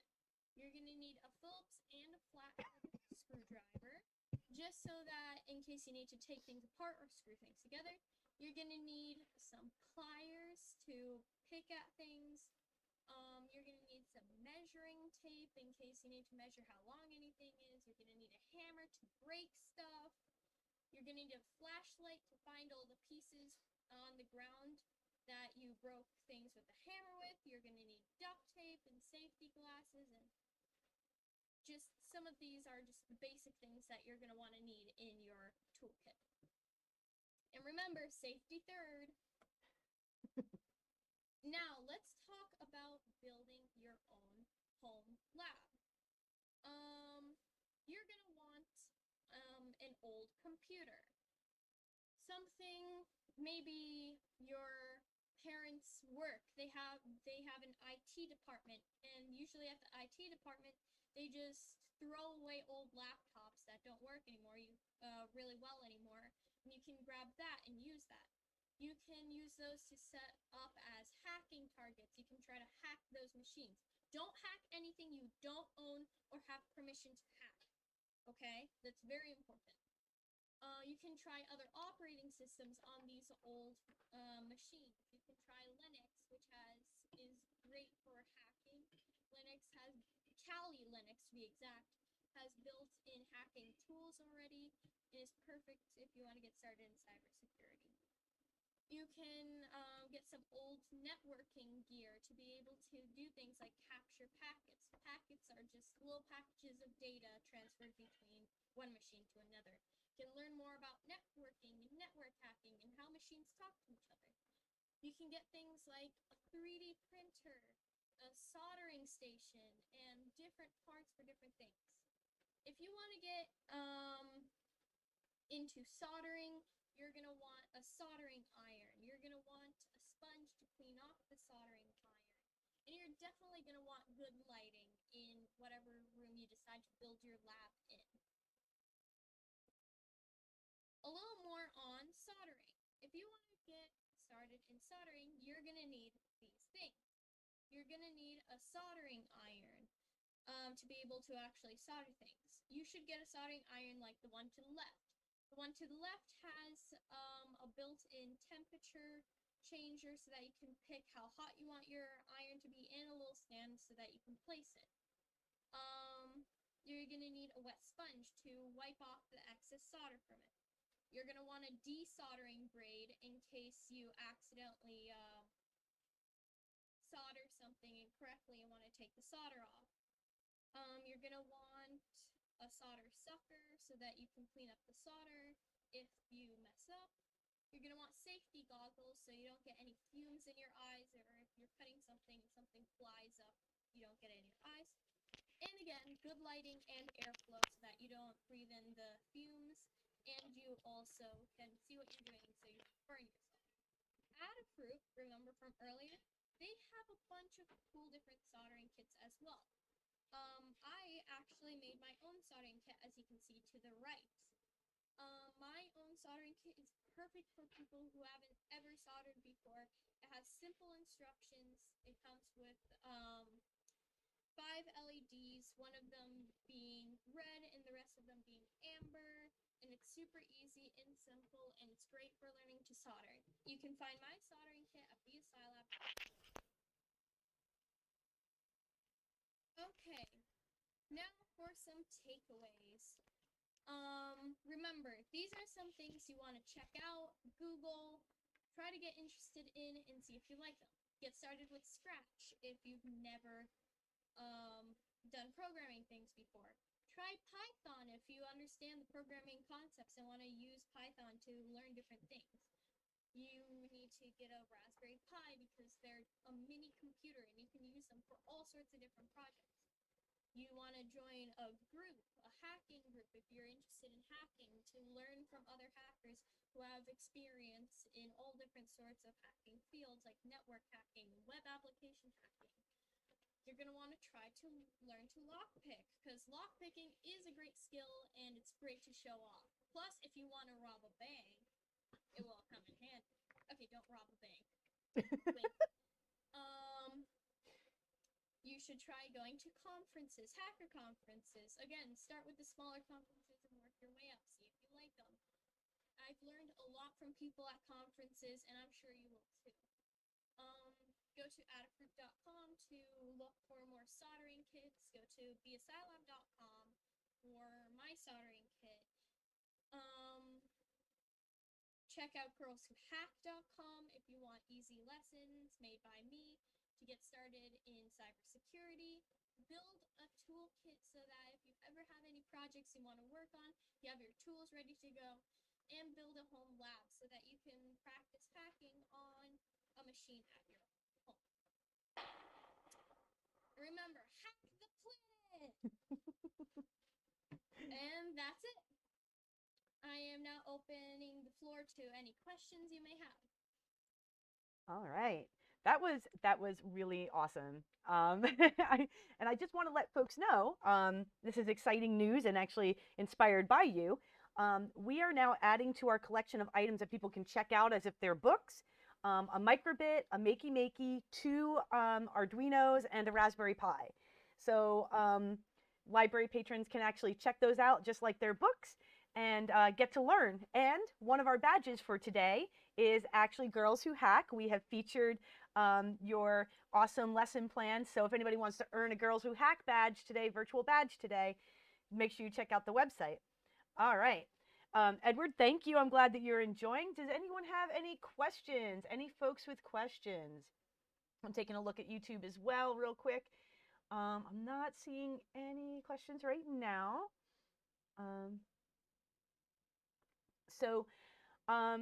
Okay, so let me bug you a little bit. I know that you talked some about like election hacking and things like that, and obviously that is something that people are really worked up about. They're concerned about right now. What do you think? I know you're working on an initiative, of course, to help make elections more secure. But what are some things that people should be watching for? What do you see as the future of elections? this year, more people were turning to mail-in voting. There was lots of false information with mail-in voting, like mail-in voting is insecure and fraudulent and bad. But it's actually really good to mail-in vote. Even if it's not a COVID year, it's great to mail-in vote. That way you have more time to think about who you're going to vote for and really get to research when you have the ballot in your hand. And like school board members, I didn't know I had to vote for this, so you can look them up without having to just guess for a school board member. What else? Mail-in voting, yes, for sure. Definitely mail-in vote, like I said. So do you think that mail-in voting is as secure or more secure than machine voting? Definitely more secure than machine voting. Okay. Machine voting, there is one type of voting machine that's actually really good. It's one with hand-marked paper ballots. Because if the elections are hacked, there is a printed out version of exactly what you voted for, who you voted for, that they can tally. So even if it says that Bob got 100 votes and Sally got 50 votes on the machine, in count it could be way different. We just got a question in. They want to know more about your testing process for your projects. So like, how do you prototype? Okay, so first, after I make a project, like a new machine, a new robot, or for a better example, the reporting system in my election system that I'm building. I made the reporting system and I tested it myself just personally just to see like, I can make it a little more secure if I do this or this. Then I opened it up to other people. I opened it up, like I said in my talk, to the voting village at DEF CON. I'm like, hey, voting village people, you can have, here's my election system. Try to hack it. Tell me, what was your thought process when you were hacking it? Were you able to hack it? What can I do to more secure it? The lesson from that is if you ever make a project that you want to learn and test, try testing it with people, with other people, because they have a different thought process than you usually. So that way you can really get input from different types of people. So let me just ask, because I know that you're homeschooled. So when you're going through that process, who are you talking to? Like, are they mostly adults or other kids? Do you have other kids that you hack with, or are you mostly working with adults right now?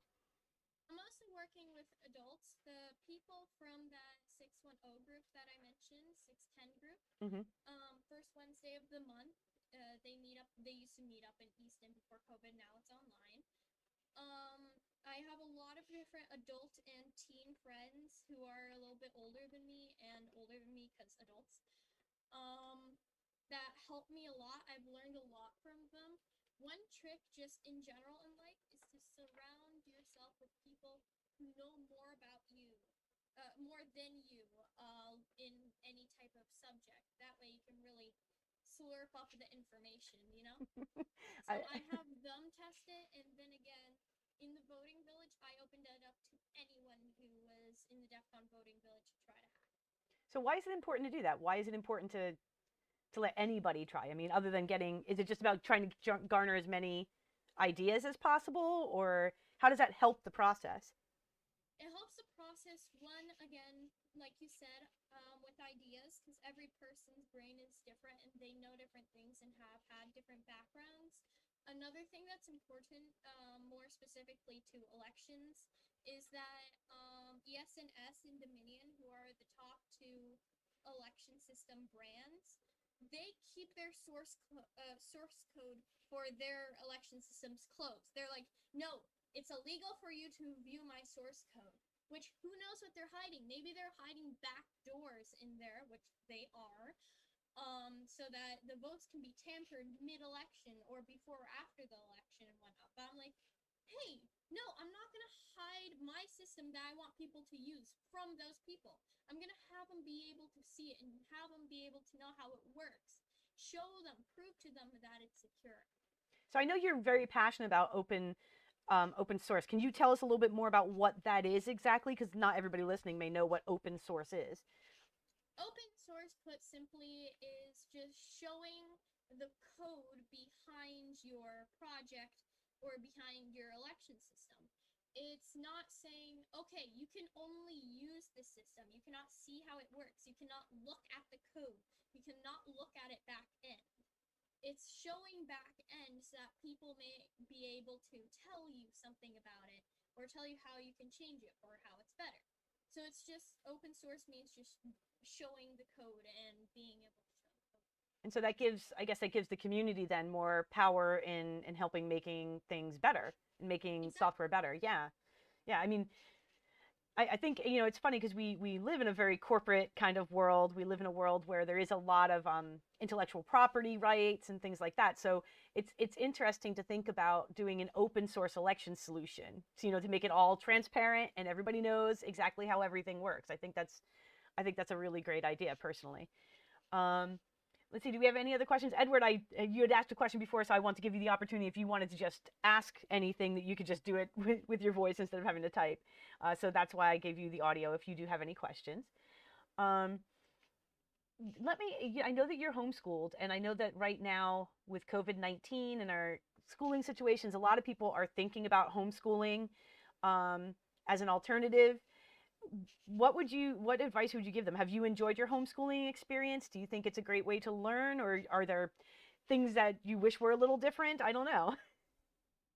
Well, of course, like most things that you compare, there are always going to be pros and cons for both. In school, I liked the social aspect of it. I liked being able to have friends and hanging out with them every single day of the week. I liked being able to see them in person and learn more about socializing with them and learning how to public speak in front of a classroom, which doesn't really apply to me because I public speak. Because you're doing it, yeah. But like for others, I'm talking people in general, they learn different skills like socializing and public speaking more. Whereas in homeschooling, it's just you by yourself. Although there are homeschooling co-op groups, I'm part of a math homeschool co-op group where a bunch of homeschooled kids get together and learn together. Homeschooling is really good because you can learn at your own pace. If one day you're like, I really am not in the mood to learn today, let me just do double the homework tomorrow. It's also more flexible, so if you're like, well, I want to go with my parents to Hawaii on vacation for 2 weeks, you can just stop your homeschooling and then continue back up, whereas in school you'd have to make up a lot of tests. Right. It's better for traveling. It's better to just be able to just do in person, learn at your own pace. If you're more of a learner where you don't want someone really to teach you and like, do this, do that, do this test, do it now in front of everyone. If you don't like that, then homeschooling is a better option because you can learn. If you're like, okay, I already know multiplication, Mrs. Smith. You don't need to keep talking to me about it and whatnot. You can just be like, okay, I know multiplication. I'm going to go to the next thing. So if you're more of a person to like procrastinate, or like you're just like want to learn more in an environment where with more people, school is better. If you're more of a, hey, I want to learn at my own pace and focus more on math than science because I want to work in the math field, then you can be homeschooled. It's all depending on how you learn as a person. I think that's a really great takeaway, that, you know, we are very lucky that we have so many different options, and it really is about kind of tailoring the education to the person. And I especially because you are so passionate about what you do, having the time to do that, and it gives you the ability to go to all these conventions that inspire you and that you inspire others at. So it does seem like that's a great solution for you. So we've got like 5 minutes. What, like, you know, I know that you really want to get other kids involved in this.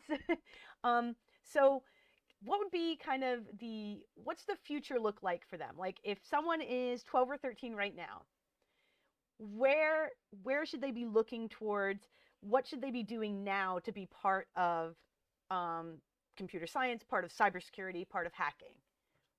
Part of hacking and cybersecurity. Cybersecurity is a huge field. Like super big. There is security for websites. There is election security.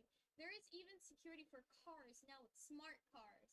There's security at big companies like Google and whatnot. One of the biggest problems these days is that cybersecurity can't keep up. There are not enough people to be able to secure things with such a high demand. As you probably know, iPhone comes out with the iPhone X11 a gazillion every single other month, as it seems. Do you really think they have enough time to market the phone and actually make the phone itself to be able to also think about security end of things? So if you're going into cybersecurity, it's really important. It's a very important job for sure, just to secure everyday things and whatnot. In DEF CON, there's a car hacking village where they have an actual new, brand new car, and you hack it. If you hack it, you get to keep the car. And people have hacked cars, which is so scary. Wow. Cybersecurity is very, very important because anything can be hacked now.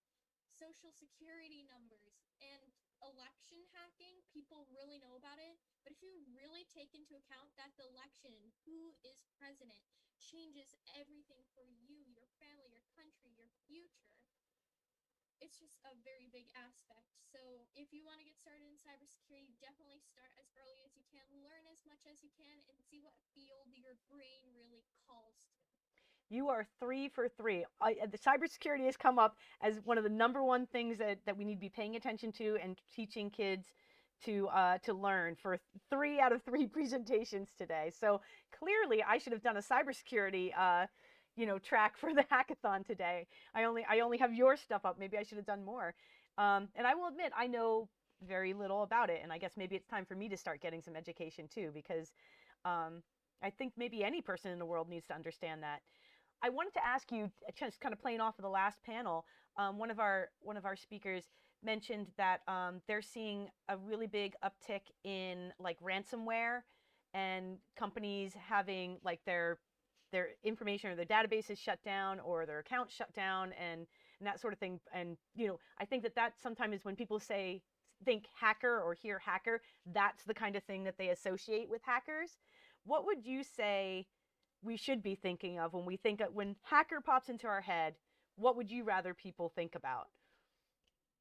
Like you said, when people think hacker, they think black hood, anonymous mask, typing at a computer in a dark room, stealing information, green numbers going down the screen. It's not really like that at all. It could be, but that's mostly just in the movies. Like most things are exaggerated in the movies. Of course, in almost anything, hacking is a tool that can be used for good or bad. Like a sword. A sword can be used to attack people for bad, or it can be used to defend people for good. Hacking is a tool like a sword, good or bad, or even in between. You can use hacking to steal people's information, or you can use hacking to have a company pay you to test their website, and you can be like, hey, you know what? I got in and was able to hack it like this. Developers, can you please secure that so people don't get hacked the way I hacked it? So like many things, it can be a good or a bad thing. You can see it however you want, but don't just think of it as black or white. See the gray, see the rainbow, see everything. I think that's a really good place to kind of wrap it up, because I think that you are the new face of hacking. You are the new face of what we can achieve to secure privacy, to secure our elections, to secure so much more, and to create an open source world where things are transparent and fair, and hopefully making the world a better place. So thank you so much for your presentation today. I really, really appreciate it. Thank you so much for having me. I'm just glad to spread the message. I wish schools had courses on things like cybersecurity and whatnot, now with the cybersecurity jobs. I'm going to put you in touch with somebody who's working on that from our first panel. He's actually working with the governor to make that happen. So I think we need to connect the two of you, because I think that might be a powerful partnership. Yeah, it would be really awesome, because most kids are like, hacking, I could never do that. That sounds super hard and complicated. But it's actually not that complicated. It's just trying to solve a puzzle and seeing how you solve it and whatnot. But thank you so much for having me, Sandy. This was a really fun experience. Thank you so much. Okay, I am going to put you two back to our slideshow as we get ready for our next panel coming up at 2 o'clock. We have our technology and business panel with some great local businesses doing 3D printing, electronics kits, and amazing design work. So definitely.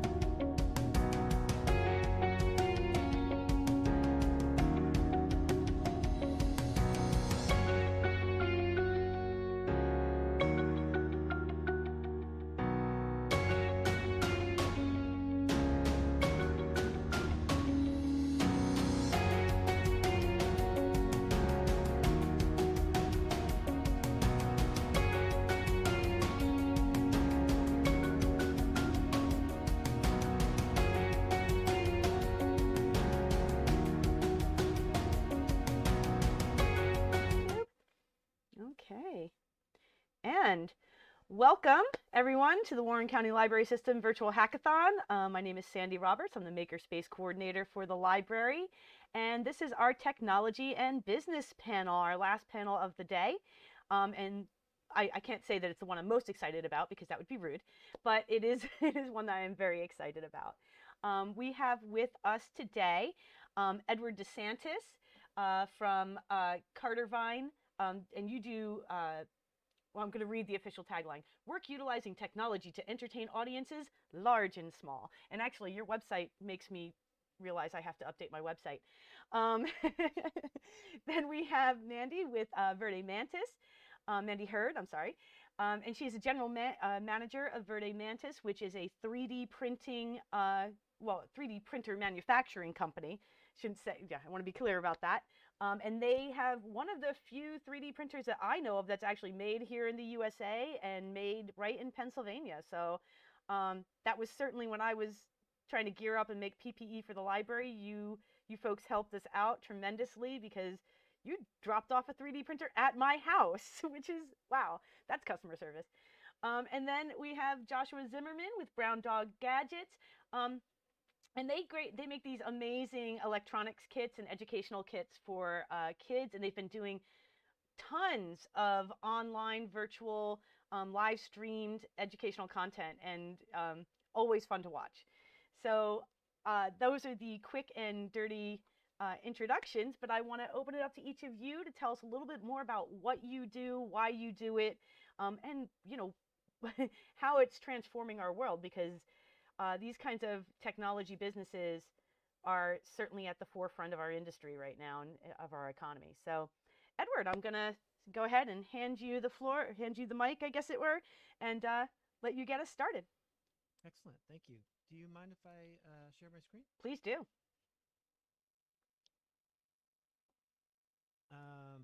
Hi, I'm Ed DeSantis. I wanted to thank Sandy for inviting me and thank the Warren County Library for doing this presentation. I think these kinds of presentations are huge, hugely important is actually what I meant to say there.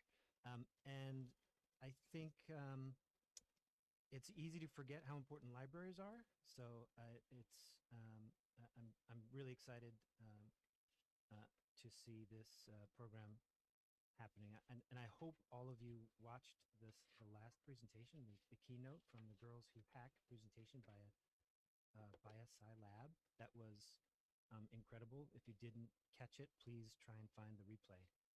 That was amazing. She's an amazing person. So what I do is I manage a company that produces visual materials for clients to share their message to their customers. And one thing that has remained consistent for me in my career, which is getting longer and longer every year, is that technology is the backbone of what I do. I'm a creative. I went to art and design school, but technology really is the thing that has run through my entire career. I don't know that I would have known that that was the case right off the bat. When I was a kid, this was what was a computer. The left side there, that is a tape deck. We did record our data onto cassettes. That's how it worked. And I had a professor in college say that majoring in computer graphics is like majoring in pencil. Now that's granted, he was a professor in an art school. He was the last of a breed of creatives that didn't use computers at all because, well, they weren't in our industry at all. But it made a point that computers are a tool, and it's trying to have an objective to use that tool, and that's kind of been the through line. This was my first experience in what you could do with that machine, and what excited me right off the bat was this, believe it or not. This is what excited me about computer technology. You could take a screen like this and type this little phrase in, and then you would code, and then you would get the results instantaneously. And that just blew my mind. So you run that code and it says hello world. And if you got really nutty, you could make it repeat and that would repeat itself all the way down the screen. It took me a little while to find this example on YouTube because obviously this isn't something I could go back and recreate on my own machine. But please hold on to your hats. Here it comes. Here's the big payoff. You could type in "Hello World" and go to run. All right, it's a little longer than I anticipated, but you'll get it's worth waiting for. Here it is. Oh my goodness. Wait for it. Anticipation.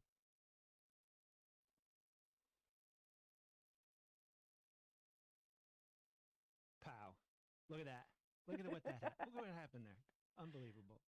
So I was just blown away. I don't know why, but I was hooked. If you went to the mall, you could go to the department store, the J.C. Penney, and they had Commodore computers set up, and you could do that in the mall. My parents would know where to find me. I was always at the computers.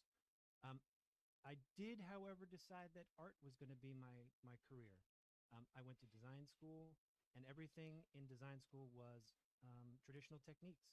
There were no computers in my school. The year I left is the year that they got the computer lab for the design team. So what this did was give me the language and the techniques to be a visual communicator. And eventually what happened was I got my first job and I combined the two. At that point, the company I got hired by was named Conair, and they made hair dryers. And they were on the forefront of putting together a technology-based design team. And this was something I built in Photoshop. I was very, very proud of it. And it was cutting edge at the time. Cutting edge, I tell you. Cutting edge. And it combined my two loves, my love of design and my love of technology. It was the first opportunity for such a thing. Right after that, I went to being a freelancer. After school, I was a freelancer. And what that did was I was fortunate to be in New York City. And to be a freelancer in New York City means you're going to work for a lot of different companies in a lot of different capacities. And I was exposed to motion video, which is technology based. I was exposed to coding. The internet was a big new thing that was coming, so we were building graphics for ad campaigns. So they had to be I had to be web savvy to some extent in order to deliver the right material to the right client at the right time. So I'm starting to build on the number of technology-based tools to, again, just continue to deliver the message of the customer, the message of the client to their customers in new ways. I just keep getting lucky in that technology keeps advancing, and I keep sticking with it. Then I found a new field called corporate presentations and corporate events. And so what this is a ballroom, and those are all screens that I would be responsible for delivering content to those screens.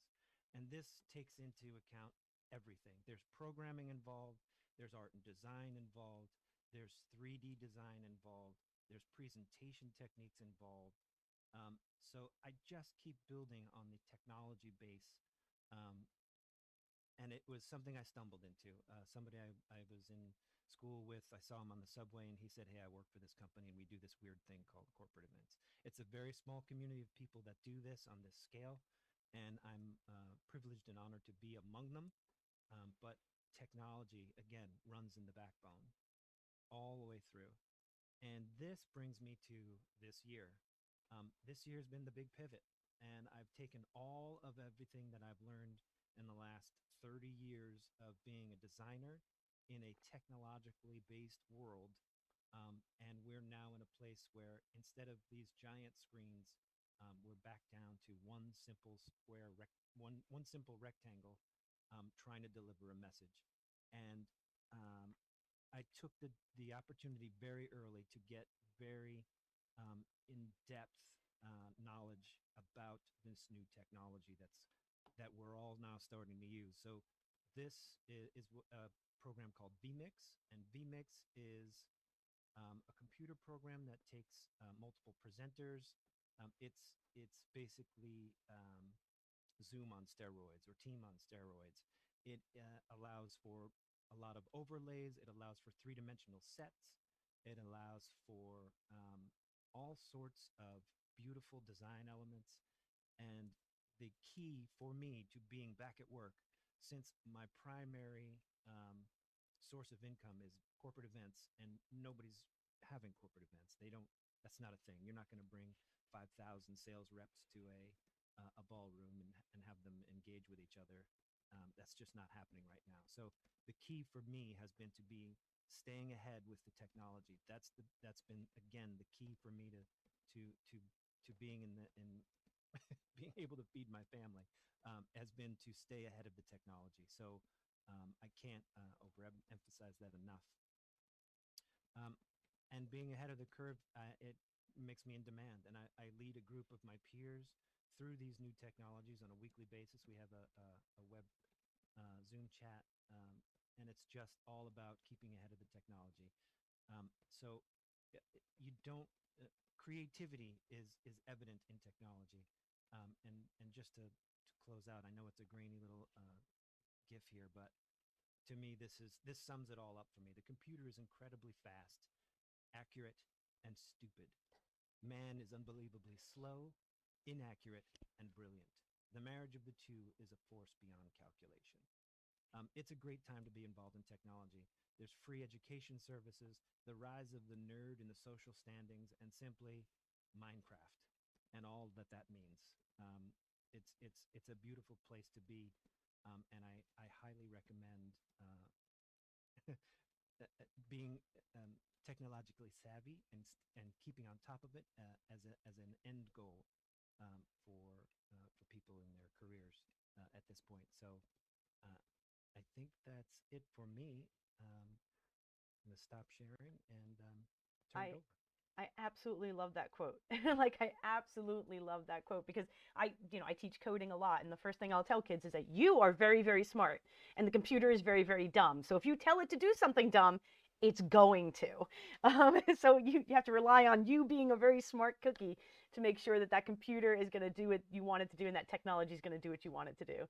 Thank you, Edward. That was excellent. And, obviously I come from a technology background. I was a biochemist. And I always somehow thought in my head that my kids would kind of follow in my husband's and my techie tracks. Didn't happen. I've got a artist on my hand who's putting together a portfolio for college, and it does reassure me. Yeah, no, but she actually is really interested in graphic arts, and she's looking at ways that technology can be used to kind of share her vision. So I really appreciate that talk, because I think we forget sometimes that it does take a lot of creative people to make technology really work and to be useful and to be beautiful. All right, our next speaker is Mandy Hurd from Verde Mantis. I am going to give you the stage, as it were, and it's all yours. Great, thank you. So my name is Mandy. I am the general manager of Verde Mantis, and Verde Mantis is a 3D printer manufacturer. So if you see behind me, this is an example of our 3D printers that we manufacture here in Pennsylvania. We're about 45 minutes from Hackathon, so we're pretty close, right over the bridge. And we've been in business we are entering into our second year. So we are a new company, and tell you a little bit about myself. Edward, I had a Commodore 64 as my first computer too, so it was it was nice to reminisce and see that image. But I was a teacher for 20 years, and I was one of the first teachers in cyber education. So, about 20. Well, probably, yeah, almost like 17 years ago, I decided I found this really cool school that was a cyber school, and I could work from home, and everyone thought I was crazy, because why would you ever not work in a brick and mortar school? So I was one of those early adopters for that program, led the way with STEM education. And then I met Joe Sinclair. Joe Sinclair is our founder and CEO. And this is the dream of his brainchild. I met Joe, talked to him for a little bit, and he had convinced me to come on board with his company to really use my educator background, and my STEM education, and my interest in technology. But I had never used a 3D printer before. I never even saw a 3D printer before. So it was an exciting journey for me. And like I said, I've been here about 2 years now. The Mantis 3D printer is unique because it is easy to use. And this is my analogy of how easy it is to use. If you can print this, you can print this with our 3D printer. It eliminates all the technical parts of 3D printing, and with a simple, if you have an STL file, which you can find for free on Thingiverse, there's millions of them. I can actually just, from my iPhone, that's a horrible glare there, but anyway, I just hit select file and press print, and the Mantis does the rest of the work. So we have automated the 3D printing process and made 3D printing accessible for anyone at any level. So it's an awesome machine. We've been Joe's an engineer by trade. He's a professional. He's been in engineering for about 10 years.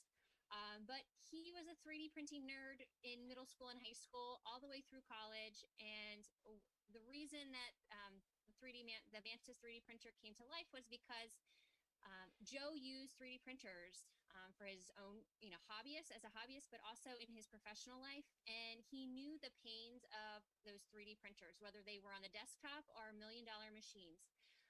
And just the cost of training people on how to use them is great. It takes a lot of time, but just to really get his friends and family to be able to use the 3D printers and bring that joy to them. So it was a passion of Joe's to do this.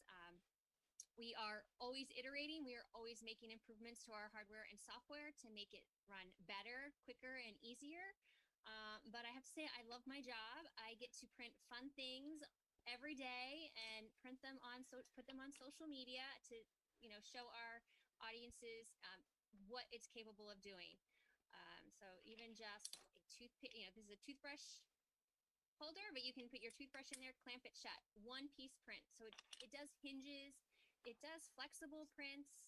So there's like a little snake with a retractable tongue, so he can move. He's linked.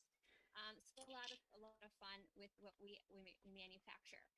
One fun thing about our printers, this fleet behind me is normally running constantly, printing parts for our next fleet. So we are able to print some of our components that actually make our 3D printers. So that's something that's really cool about our machine. We've now done some upgrades to our printer to make it even better. We now have onboard cameras so that they can record your prints. You can do time-lapse videos. And from that, the possibilities are endless with 3D printing. If you ever have any questions on what you can print, let me know. Like I said, we are located in Pennsylvania, about 45 minutes from the border. Actually, I could throw a stone and hit the bridge for Delaware Water Gap.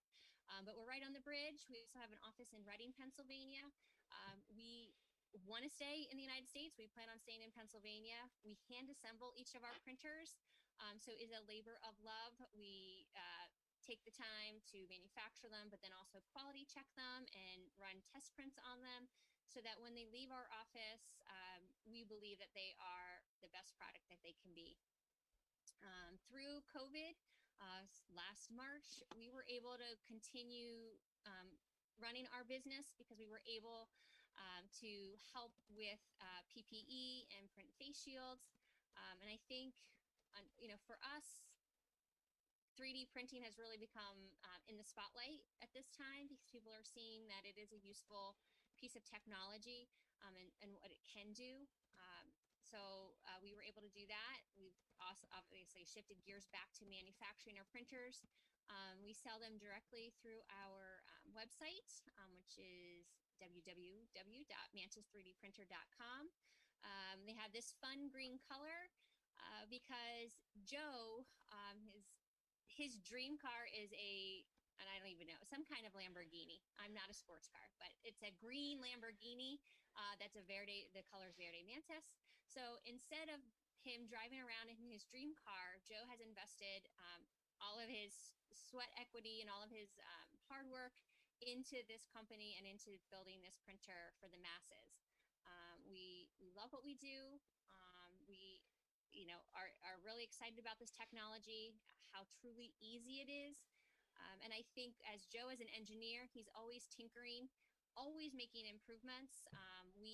One of the important things for us is to hear feedback from our customers and to be able to make adjustments, improvements to our product. Is great for us, especially as a new company, but also to offer our customers the support. Like Sandy said, when being local, we were able to, on our way home from work, drop it off on her porch. But our customers really appreciate that when they need something, they call our office and I pick up, or someone picks up, and we're able to help them. Zoom has been great just to offer support to our customers. We can see what they're doing on their printers. So for us, this has been a great time. We love what we do. We're passionate about it. We're all kind of a group of we have software programmers who are building our software. So huge technology piece of our company is writing our own code, doing all of that full stack. We have a full stack developer here, so he's always making our graphical user interface cleaner, neater, easier, and making sure we don't have any bugs in it. And then we have a team of engineers who, again, do the CAD work, to redesign any parts, to help put together manufacture our printer, to run the printers, and just like the printers that print paper, they do sometimes misbehave, and we do have to tinker with them and get them back up and running. But we have a great team, a nice diverse group of people, and like I said, we love what we do, we love our product, and we're super excited that I was able to come here today and talk about our printer and what we do. Well, thank you so much. And I think it's really interesting, because you are manufacturing. So many people talk right now about is manufacturing leaving the US and stuff like that. You are literally manufacturing your product on your product, which I think we need to think outside the box about how we're approaching manufacturing and what we're manufacturing in this country, because it seems like you're proving that there's a lot of opportunity, a lot of space still in that industry, if you just get really creative about it. So that is really cool. Yep, you're exactly right. Yep, thanks. All right. And last but most certainly not least, we have Joshua Zimmerman from Brown Dog Gadget. Sorry, I should be able to get that right. So I'm going to just go right ahead and hand the screen over to you. Hey everybody, I'm Josh. Happy Saturday out there. It's snowing here in wonderfully sunny Wisconsin, where we're located out of. So Brown Dog Gadgets, we do a wide range of things, and I apologize for going over quite a few things today because we do a really, really wide range of educational STEM and home use kits. COVID's been kind of interesting. We've really shifted from working mainly with schools to run events with them or in their facilities to sending out things in mass so that kids can do work at home or individual products for them to use in the classroom, since hands-on learning has become kind of a dirty word this year because of COVID. So I'm gonna go over some of the things we do and kind of get you an idea of kind of the activities we put out, the resources we create, and kind of the mission we're on. I'm a former middle school teacher. I taught middle school science. I've been a huge science nerd for years, and I left teaching to do this about 7 years ago, and we've been running this business here in Milwaukee for 7 years now, and lately been doing a lot of live streaming and a lot of new content creation because of the changing needs that there are out there. But our big mission is to make projects that are engaging, hands-on, and just student interest catching. The goal is to build confidence in kids by having them make something that's unique and interesting for them, not just build something to build something and take it apart again. I always use the analogy of how boring would it be if art class, you painted a fun painting or something and they're like, now we have to throw that away and use it for somebody else. We want to take it home. We should be doing that with science as well. So I'm gonna go over a few things. on our little overhead camera here. It's working, yay. We don't usually run our live streaming software. So, here's the mouse. So we do a lot of fun things like paper circuits activities, nice, inexpensive, hands-on, make and take arts and crafts science. It's kind of the way I pitch a lot of the stuff that we do. So we do paper circuit stuff, which is using conductive tape on paper to make light up activities, such as this time of year doing lots of fun holiday themed things. So I just actually grabbed things off of our live streaming table. This is one of the activities we put out recently. It's a light up polar bear, because why not? We put a lot of holiday things out this time of year because that's what people are looking for, especially classroom teachers for activities. But using conductive tape on paper is really cost effective and really easy for anyone to do, because most kids are familiar with paper crafts and just doing, that scissors, tape, crayons. We've all been doing that for years by the time they're in 4th and 5th grade. So adding in conductive tape is just one new minor difference in elements for them to work with that they can then make something that's different and engaging, eye-catching, making a basic parallel circuit or making a very simple circuit. We put a lot of cards out this year, so we have a whole stack of cards to the side here that we put together for this season. But we like to make things that are, just fun for the kids. And these are some pre-printed ones that we did for a live stream a while back. But having the kids decorate and make things. And on our website, by the way, we have just heaps and heaps and heaps of free resources, because as a former teacher, my big pet peeve is resources that are behind paywalls. So I like to make sure all of our resources are up on our website for people, teachers, parents, scout leaders to look at and evaluate to see if that's something they want to do, as well as different versions of things, like having these in black and white format so kids can spend time coloring and decorating them on their own, along with nice direction sets. But even these cards here are very, very simple, but it's a fun thing a kid can make, give to a family member, and is also just very inexpensive. But also, from a teaching perspective, easy to implement as a teacher, because nothing's more difficult than a classroom of kids who's not getting things working for them. The paper circuits are fun.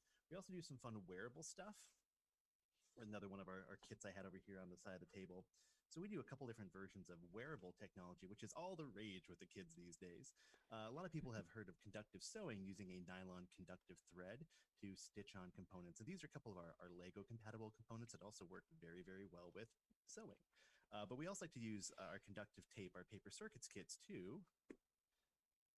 There we go. To do the exact same kind of project that we would do here, but with conductive tape on fabric, eliminating a lot of that work and just making it fun and easy. We just posted a project of making an ugly holiday sweater using just felt, an old sweater, a sweatshirt, and some conductive tape and LEDs. Like $5 worth of materials, 20 to 30 minutes worth of work. And it's just something fun. But clearly no one's going to holiday parties, but we figured it'd be fun to show something off. And by the way, too, as I keep mentioning all that fun stuff, you can find all of our fun resources that we constantly post at all these fun links.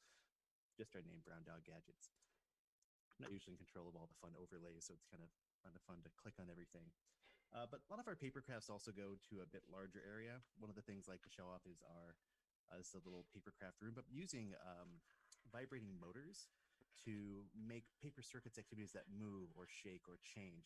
Something for, say, an older kid, a middle school or high school student to make, along with the lesson plans we have. So again, trying to make something that's engaging for them and trying to find what gets their interest so they can build that confidence, do the work themselves, and learn something about simple circuits, because circuits aren't magic. They're pretty easy when it comes down to it. You just have to get your hands a little bit sticky, not dirty, but sticky these days because it's conductive tape. Additionally, we have some really cool bigger projects as well that we sell. We do projects on Legos. This is one of the bigger projects I had to the side here. These use the same components that we have in our sewing activities. They're just little Lego compatible components that we have. We use our conductive tape actually to hook them together as well on a Lego surface. We have tons of activities that show this off, but essentially making a Lego circuit board usually, conductive tape on Lego, very real to life, very simple, straightforward, because who doesn't like Lego?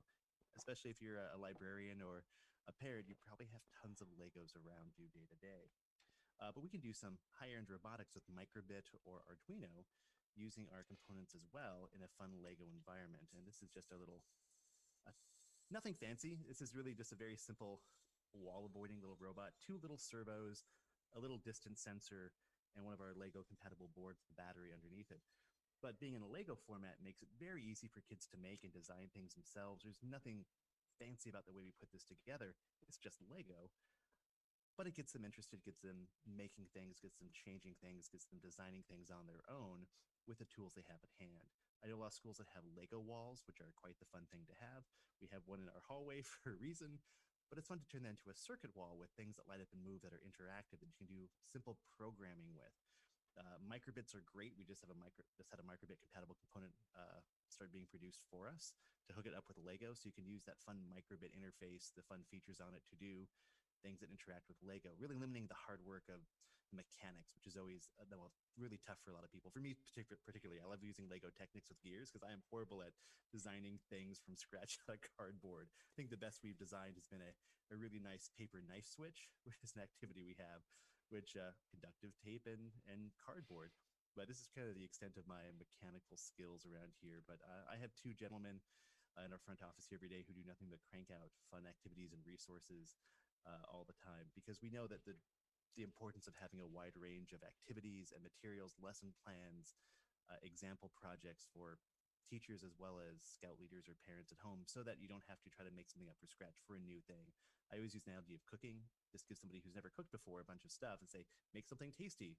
They're going to have no reference point, no idea what to make. But if you give them a cookbook and say, hey, here are some examples of cookies, cakes, make these first and then add your own twist to it, then they start becoming a baker and start making their own things to consume. Same thing with electronics, give people a base level to start with. One thing that I don't have in front of me this morning is probably our best-selling thing ever. I'm going to show a little video clip of it. That's our waiting screen, but it's we have a little toothbrush robot that's really, really, really fun. It's a vibrating motor and a toothbrush called a BristleBot. Those are by far our best sellers for the past 7 years. It's a very fun, high interest little activity. Here's a little video clip of one just wiggling around. It's our waiting screen from our live stream, but you'll have one. There we go. It wiggles around back and forth across the screen as people wait for our live streams to start. But those are very fun activity as well. It's just, again, high interest, simple to make, but we can also have lesson plans to go with it to teach, okay, if we modify this, what kind of engineering principles can we look at, can we have the kids explore through such a simple tool? We have a solar version of it as well called a solar bug. Again, using solar in a fun and different way and getting kids engaged and trying something new out, because people think of solar, they think of big panels on a rooftop or those garden lights out in your front yard. But there's so many other things you can do with it, and a simple project that shows, hey, we can take a little panel, a fun little paper craft activity, and a vibrating motor and make something that scurries around the table that I can decorate and show off and use for different experiments with. So we do like a really weird wide range of things. It's really fun because we can do so much. It's also really annoying because we never know, okay, which direction should we be going week to week, some of our lesson plans, but we just like making fun things, documenting them well for teachers and parents, and then helping, especially teachers and librarians, get those implemented in the classroom into a way that's useful for their students. Because unless it's useful, it's just something up on your shelf. And I hate to see people buy things that they can't use in their classroom or they spent way too much money on. But yeah, we always put out free resources. So I tell people, even if you don't like our stuff, we put out all of these free resources up on our website: directions, code, printables, lesson plans. So maybe one day you'll like us. But you can always find those things on our social media accounts and on our own website. But yeah, we've been doing this for 7 years. We're going to be hopefully doing it for another 7 years. Things have been going pretty well for us, even with COVID. But we just keep putting out interesting projects. Oh, you can buy our products on our website, browndoggadgets.com. There we go. And also on Amazon through pretty much most teaching and library catalogs these days. But we do love to do that. If nothing else, if you're a teacher out there who wants to try our tape out, our nylon conductive tape is awesome. It beats the heck out of using copper foil. It's amazing stuff. Never use copper foil. We hate copper foil so much, so we have a little graphic made up for it. No copper foil. But we'll always send a teacher or librarian a free sample to try out, because it just do so many more interesting activities with it than you can with copper foil, especially with wearables or projects on walls or simple robotics. But yeah, we do tons of fun stuff, and everybody ever has any questions, give us a phone call or an email, and we're always happy to chat about the things we do and things we have upcoming. Right. All right. Well, that was that's awesome. And I will be honest. Oh yeah, Edward, you got a question? I'm not in any way contradicting, but why do we hate copper foil tape so much? I was about to speak on that. Really good point. No, it's a good point because like 9 years ago when I was teaching in a classroom, copper foil tape was the go-to Oh, yeah. thing for paper circuits. If you look online, you'll find pretty much the majority of directions out there are referencing copper foil tape. Copper foil is great because it was available, you could find it easily, it was inexpensive. The downside is copper foil is so fragile that for students, especially students, they'll try to put down a piece of tape across a piece of paper and break it.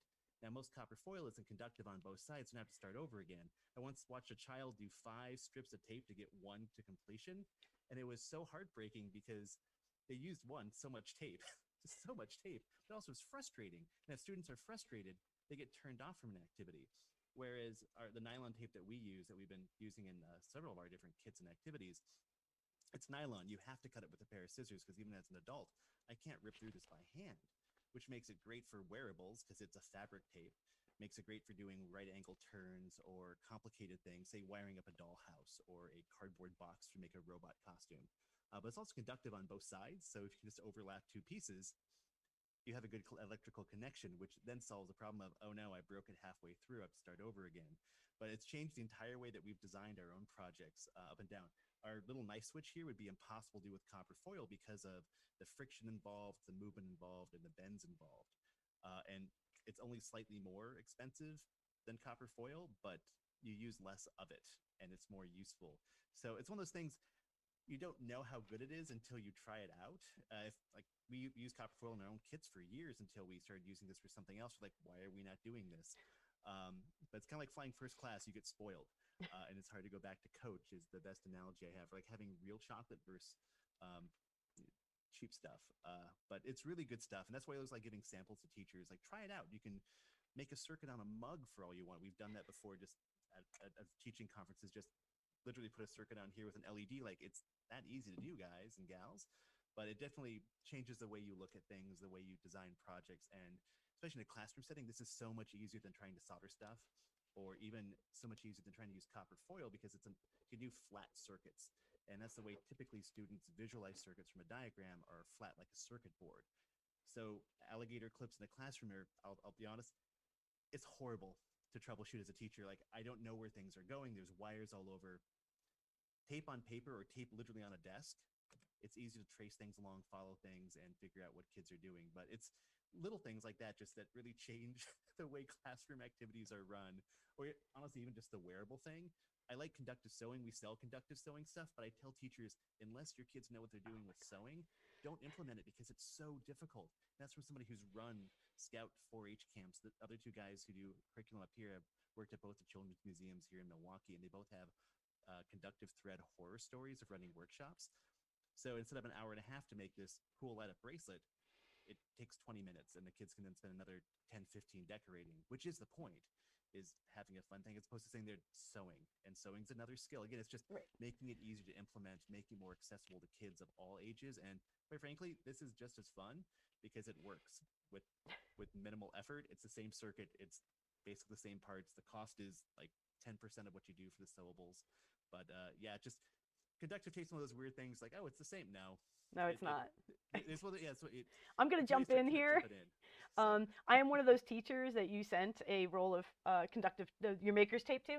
And yeah, it's all I use now. I was so annoyed. I did a project for the 25 Days of Making. A bunch of Maker Eds education folks got together to do an advent calendar of making.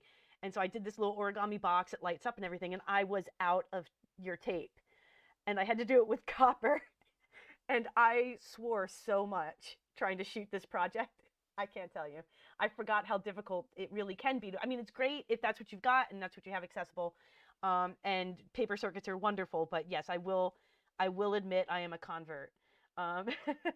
It's one of those things I roll my eyes when other companies still use copper foil tape. It's an industrial thing. People use it for electromagnetic shielding in industrial purposes. Right. We just tweaked design for our stuff a little bit. Other people have some similar stuff out there, but I roll my eyes when I see other companies still selling copper foil tape in their expensive, really expensive paper circuits kits. Yeah. Because it's so frustrating. Yep. And yeah, we even I think I probably sent you the 1/4-inch maker tape, the stuff I have here.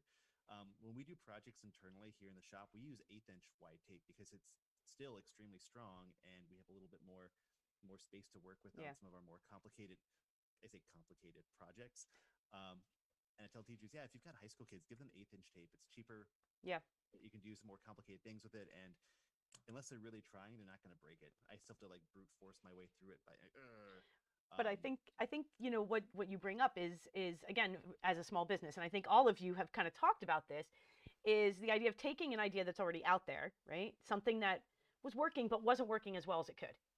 And I'm hearing from each of you that that's really a core of what's made you successful, is that you were able to do it better, you were able to do it maybe more efficiently, you were able to serve the consumer a little bit better. You were able to find the technology you needed to be able to offer services at a higher level. So tell me a little bit about, I mean, if you were going to counsel new business owners or people that are considering starting a business, what's some advice that you might give them? Well, I can do this because I came from a teaching background and had no idea what I was doing. I would say I've been running the business for 7 years now, full time. First 3.5 years, I had no idea what I was doing. It wasn't until I kind of spent enough time learning things that I changed things. But I talk to new businesses a lot at teaching conferences. I always try to chat up the new vendors and see what they're doing. But it's knowing your audience. That's probably the biggest thing, especially in the ed tech, this kind of technology area. Know your audience and know what their needs are, because I've seen some really cool products out there and really cool things from maker companies, education startups. Like, that's an amazing idea that nobody wants. It's a very amazing thing that no one's asking for, and it's hard to get it out there. And I hate to see them fail because it's some really cool stuff, but just there's no market. And knowing your audience really well before you start jumping into product development changes things. We've scrapped products entirely because we made something really cool. We thought that it'd be awesome, but it's such a small niche segment of the education population or the maker population that would want this. It's not worth doing. And we've seen people spiral into that downward spiral of spending so much time, effort, and resources trying to get something going that it's not worth it. Yeah. But knowing that audience well, and for us, like, it's helped us too, because we listen to teachers a lot. We ask them, what do you think of our stuff? Like the tape aspect. We even went so far as to a little resistor or LEDs we use. Oh, this is the green LED on a green screen. Let's try something different. There we go. We use like these big LEDs because I heard from so many teachers that the small LEDs that got little tiny 3mm ones, they were boring, and they're paying just as much as the big 10mm ones, the gumdrop sized ones, but also that they were having lots of questions. Why is one lighting up but the other one's not in a parallel circuit? Well, your average 4th grade teacher doesn't realize you need a resistor in there. So listening to them, we built in resistors in the head of all of our LEDs. So it was never a problem. It wouldn't even mentioned in our packaging, but they're in there. If you test them, they're there. And now every LED lights up equally. You don't have a blue lighting up and not a red. Or actually the other way around. Oh, wow. Yeah, well, yeah. Yeah, and that's little things. So we have people who've gone and bought their own supplies. Like, hey, it's not working for me. Like, well, that's because you're using somebody else's stuff. But listening to our customers and then modifying our things to meet those needs has helped us. And we're a really consumable company. We sell things, and hopefully people come back multiple times. But getting that repeat customer business every year from teachers, libraries, and scouts, and even home users. But knowing your audience and knowing what they want and listening to them is great. We all can't be an Apple and make a product that no one knew they needed. Right. Like an iPod. But we just said listening to what your customers are asking for, and then working to meet those needs is huge. All right. Edward or Mandy, I mean, what advice would you give? Oh, Edward. I think you hit the nail on the head. I was going to say, no, get out of the building, talk to people that could be your potential customer, and be open to hearing, no, they're not interested in your product, or they don't think you need another 3D printer. But also, we have our product developed, but one of the things that we learned was people don't like blue painter's tape on their bed. So we added a magnetic removable bed. Which I have to order. Yeah. So, I think for us, we're able to listen to our customers, meet their needs, and with a reasonable cost, be able to improve our product. But also being able to pivot is really, really important as well. If you're noticing that one market, ideally we want it to be in schools and libraries. We're realizing now takes a long time. Sales cycles take a while, and obviously COVID hit, so budgets are cut and things are limited. So being able to kind of pivot to a different audience or a different niche, and keep your mind open to a group of people that you might not have thought about for your product that can use it and could find it useful. I thought for us is also important. Yeah, the pivot, especially 2020 is the year of the pivot. I mean, let's face it. Edward. Yeah, I would say that the way to tie all those together for me, how I've been, because they're absolutely right. Those are the keys. Is utilizing the internet for all it's worth. Fail hard, fail often. Um, those are things I live by currently, and to see um, to see the availability of sharing so that you can get other people's perspective and or input, to see the availability of educational materials. One of the things I've been sort of really surprised by and thrilled by in this the year of the pivot is how many people in my business, and I'm seeing it in most businesses, to be honest with you, is how many people have just taken up sharing free information. People in my industry are holding Zoom meetings and describing their business and their job, and sharing the what we're all freelance. Many of us are freelancers, so in the back of our minds, we're all sort of competitors. Right. But in this moment, we've all come to this place where we're sharing as much as we can and learning from each other as much as we can. And I think that is as if you can hold that concept of the availability of audience and participants and consultants who you know, and attach that to know your audience, and attach that to get outside and experience. All of those things are key to me being a successful business person, for sure. Yeah, yeah. I remember once I was at town. I'm sorry. Go ahead. Oh, you're muted. Can't hear you. Of course, I put myself on mute for a reason. Going off what Edward says, I totally agree. It's knowing that failure is okay, and you're going to fail frequently. It's going to happen a lot. I always joke, every year I try to do a couple new trade shows. I was teaching conferences and education events all over the country constantly. We try a couple new ones and realize that of those, we're probably going to fail. Think it's not going to be bad. But maybe 1 out of 4 we'll put on the list of doing then the year afterwards. But even with new products, just knowing that things are going to fail every now and then, and it's okay. And then also admitting that sometimes this is a failure and moving on.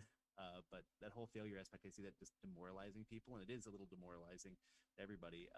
But just knowing it's going to happen and being okay with that, because I always look at big entrepreneurs and how many companies they start or invest in, or new products they create, and just how many of them are horrible, just don't go anywhere. And we forget about those. We forget about Henry Ford starting up like 3 other car companies before he got Ford Industries going. But I mean, he kept failing, but he kept trying the next thing. But yeah, it's just always failure's okay. Failure's just a learning experience every time. So I know you've all come from other industries and came into launching your business. What was that like? What kind of a transition was that like? Why do that? Why decide to go from a career that you have and take the chance on either freelancing or starting a business? What inspired you to do it? Take the leap. For me, it was availability of opportunity. It was most of the time, if I've pivoted or adjusted what I'm doing, it is based on the idea that I don't want to be miserable in what I do. That's a good thing. And I'm fortunate to be, like I said, by focusing on being receptive to new technology, that has allowed me to do that. And every time, there was a time where we were all waiting for computers to catch up with our minds.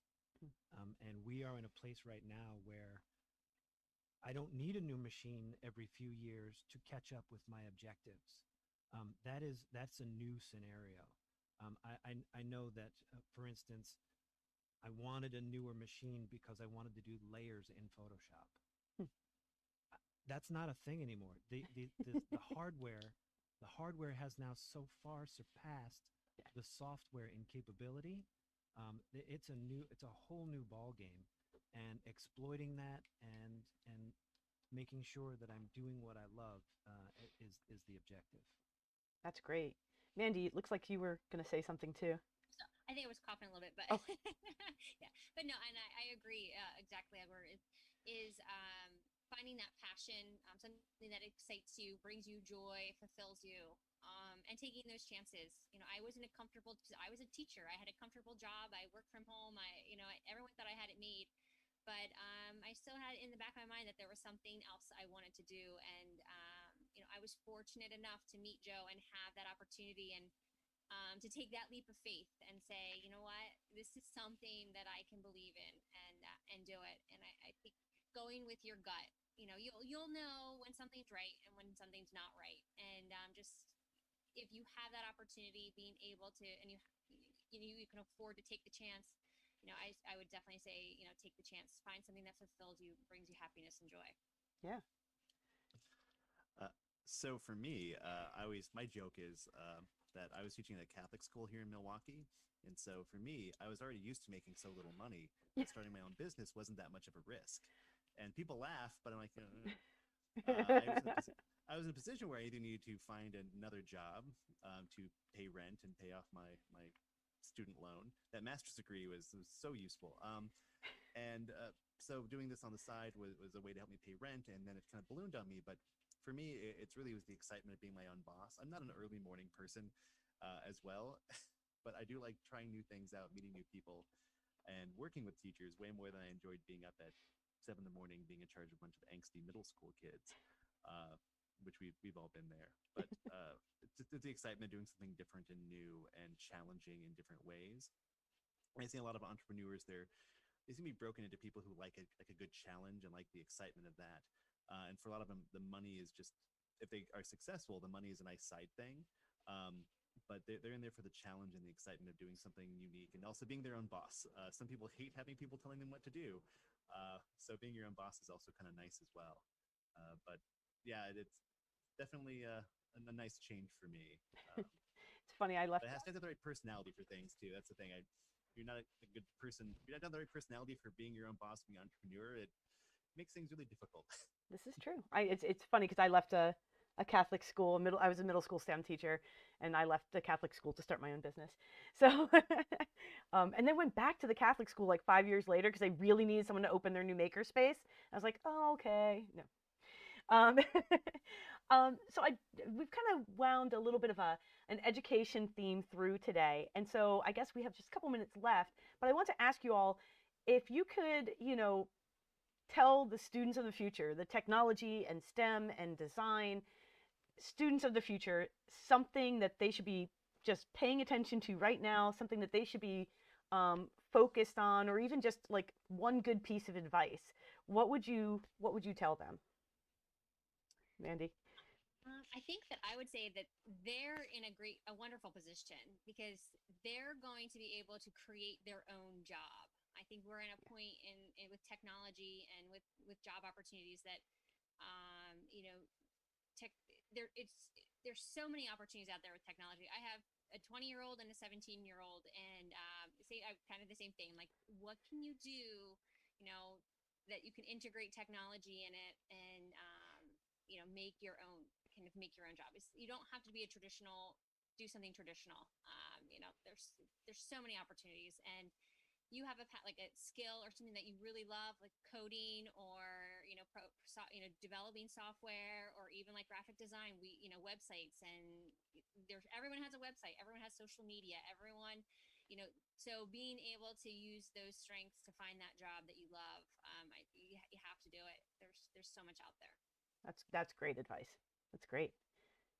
Edward? Yeah, follow your path. There is one for you, and you'll find it. Follow your path, and once you've committed to a path, even if you change your mind a little bit further down the road, once you've committed to a path, find the people who are already on that path, which has become easier and easier as the internet keeps expanding, and find out what they have to offer.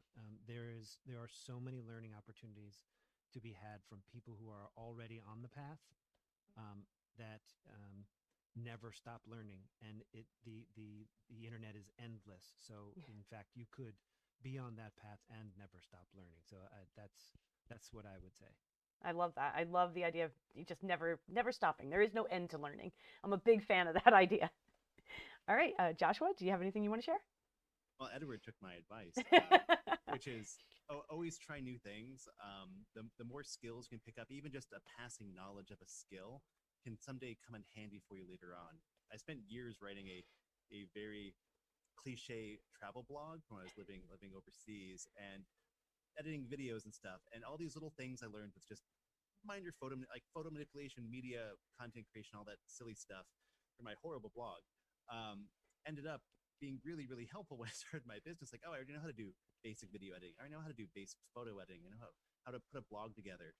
Even my first website for the store was like, oh, this isn't that tough. I already know most of what I'm doing here, and it gives you nice base knowledge. So acquiring as many skills or many bits of information is super helpful. And even nothing else, you at least have a spot to start from when dealing with people you're working with. If you know a little bit about video editing, it helps the conversation when talking to a video editor. It just really makes you a more knowledgeable, well-rounded individual. And as Edward said, there's so many free resources out there. Even when we set up our live streaming setup here, first thing we did was went to YouTube and watched other YouTubers explain how to set up a live streaming setup. We looked at so many blog posts about it, and now we get people asking us, you guys have really good live streaming. How are you doing that? I'm like, well, here are the blog posts we read and the stuff we're using. Don't take our word for it. We're just regurgitating information we learned from other people, but the information's out there, and learn and try things out and find things that interest you, and then go a little bit further with those. So yeah, the problem is, I think these days for kids is there's so much stuff out there. There's so many things you can do, especially in the technology field. It's what do you focus on? But try a little bit of everything. It never hurts. You may find something new you like, or a skill that comes in handy later. I can definitely say that paid off for me. My first job in college was the night shift backing up the servers onto magnetic tape. Edward, magnetic tape. And it was a really boring job. So they had all these computers and books on coding HTML. And so my first business was a web design business, and that got me through college. So you never know when a skill is going to be useful, right? Well, thank you everyone for being part of this today. I really, really appreciate your time. I really appreciate all of what you shared. I appreciate all of your businesses very, very much. And I feel like I need to get all of you to come on in and do programs for us and educate our patrons more on the kind of cool stuff that you're doing. Maybe we can help more people start their own businesses by using and learning from you. Not using you, learning from you. Anyway, thank you. If you would like to say goodbye, please do, and we'll finish this up. Okay. Thank you, Sandy. That was great, and kudos to you for putting this program together. And I know you feel like there are tech issues, but it's been going great. I appreciate it. Thanks. We had a rough start, but we worked out. And here's the thing: now I know what not to do next time. So when we do this again next year, we'll have it even better. Yes, thanks for having me. It's been great, and yeah, it was wonderful. And you always learn from those. You know, it always has to start. You have to start somewhere. So. Absolutely. Thanks.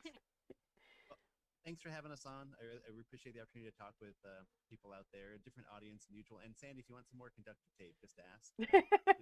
I'm not kidding. If you want some more tape, just ask. I will. So much. I will absolutely be taking you up on that, because I have more projects I need to get up on Make Projects. So I'll be bugging you.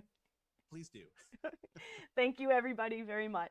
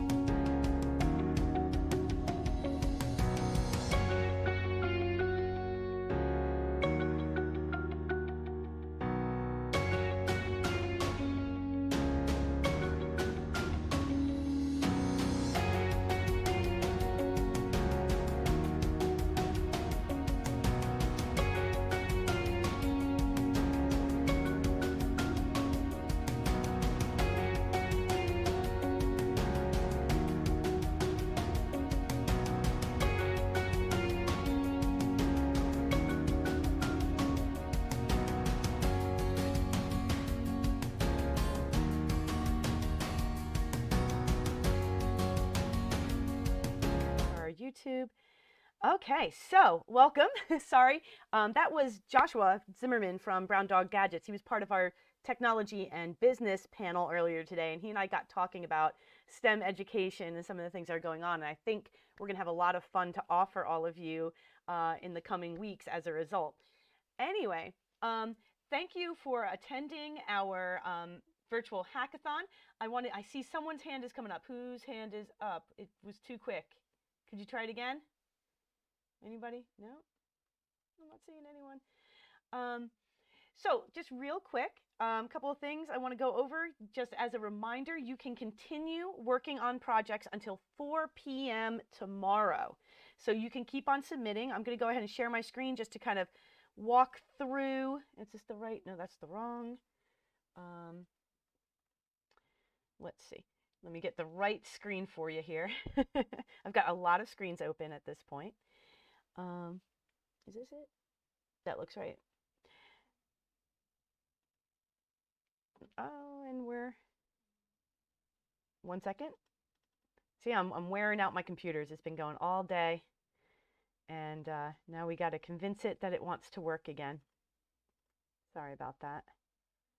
I don't know, is that working now? I don't know if that's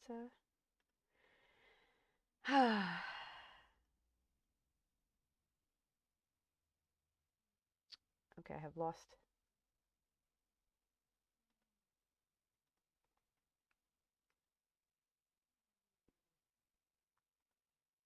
Okay, well, we'll just kind of do it this way and hope for the best. And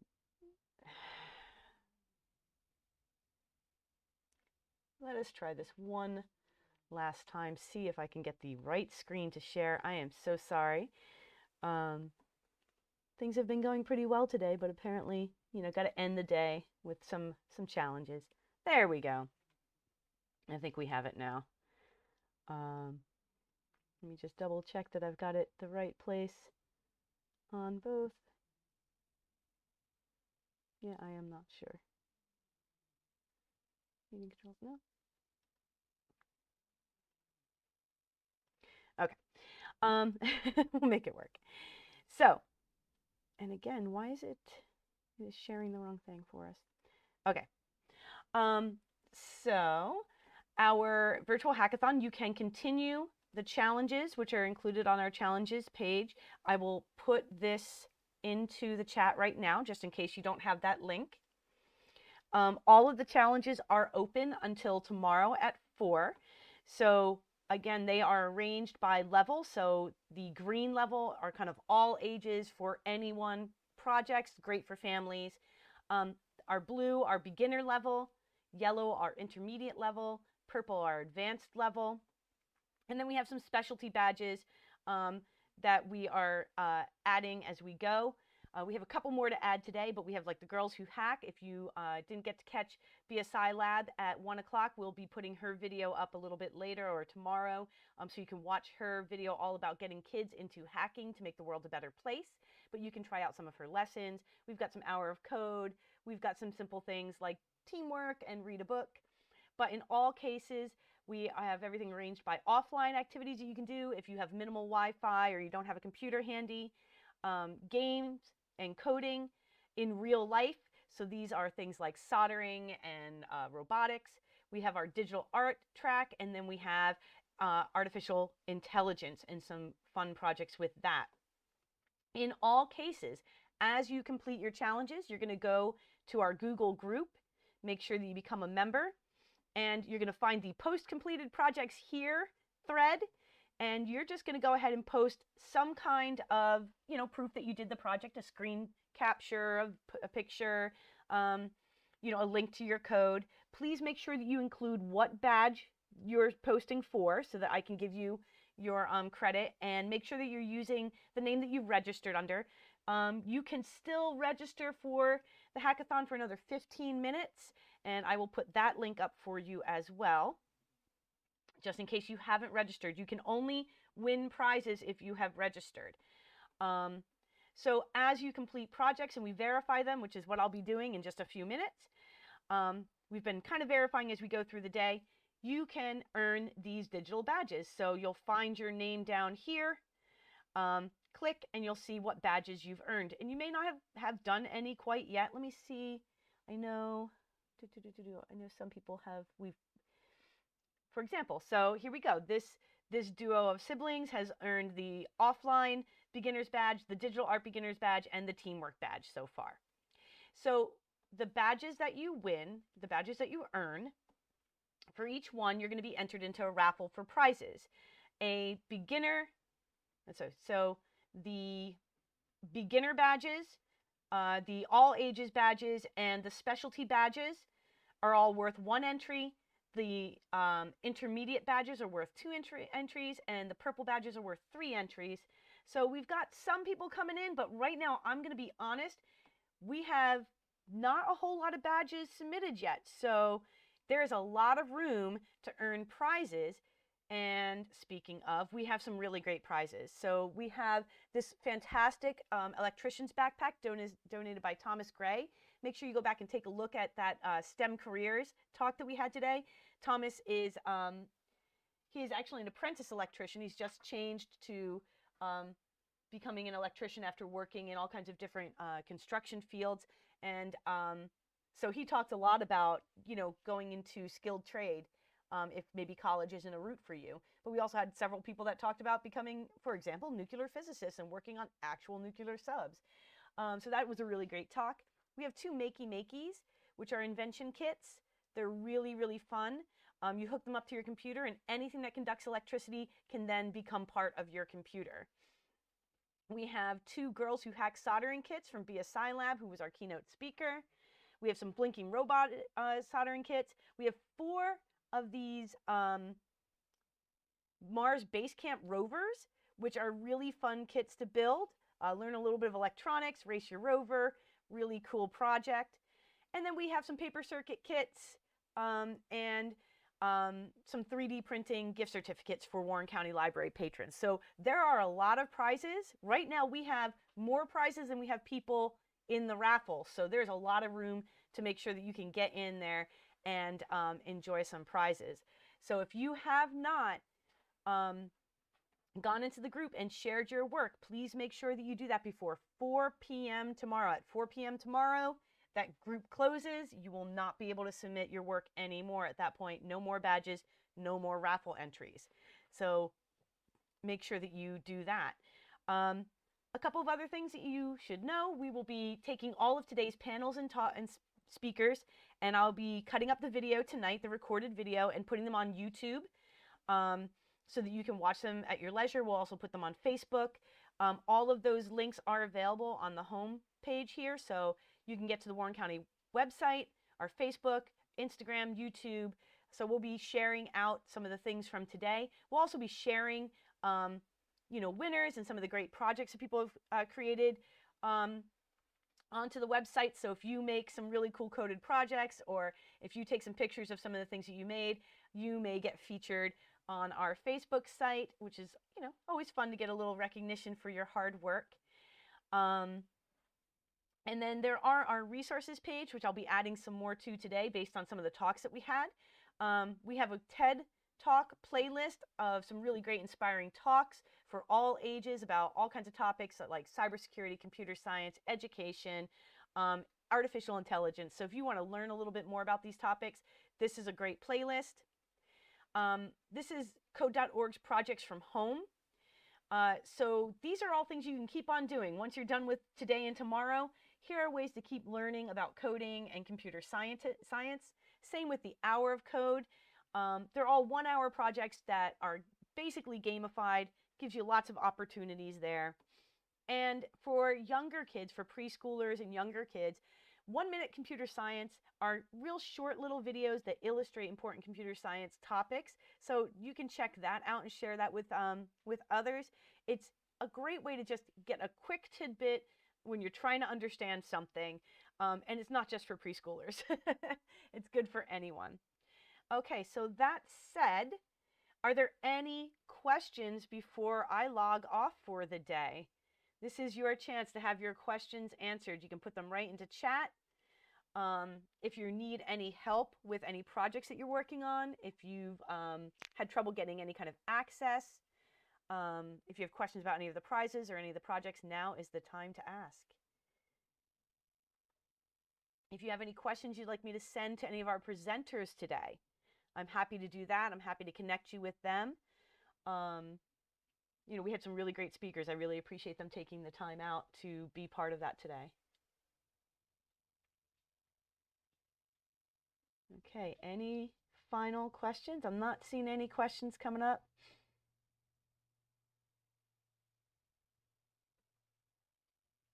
Okay, well, if I'm not seeing any questions, I'm going to go ahead and sign off and say thank you again for participating today.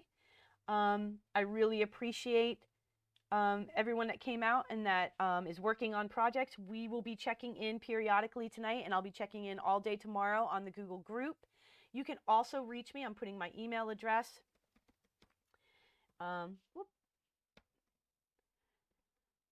into the chat, so you can email me personally if you have any questions, any concerns, any issues. Just make sure that you reach out. So yeah. Let's see, any other questions? I'm just looking. All right. Well, I'm going to sign out. Thank you so much, and I will see you soon.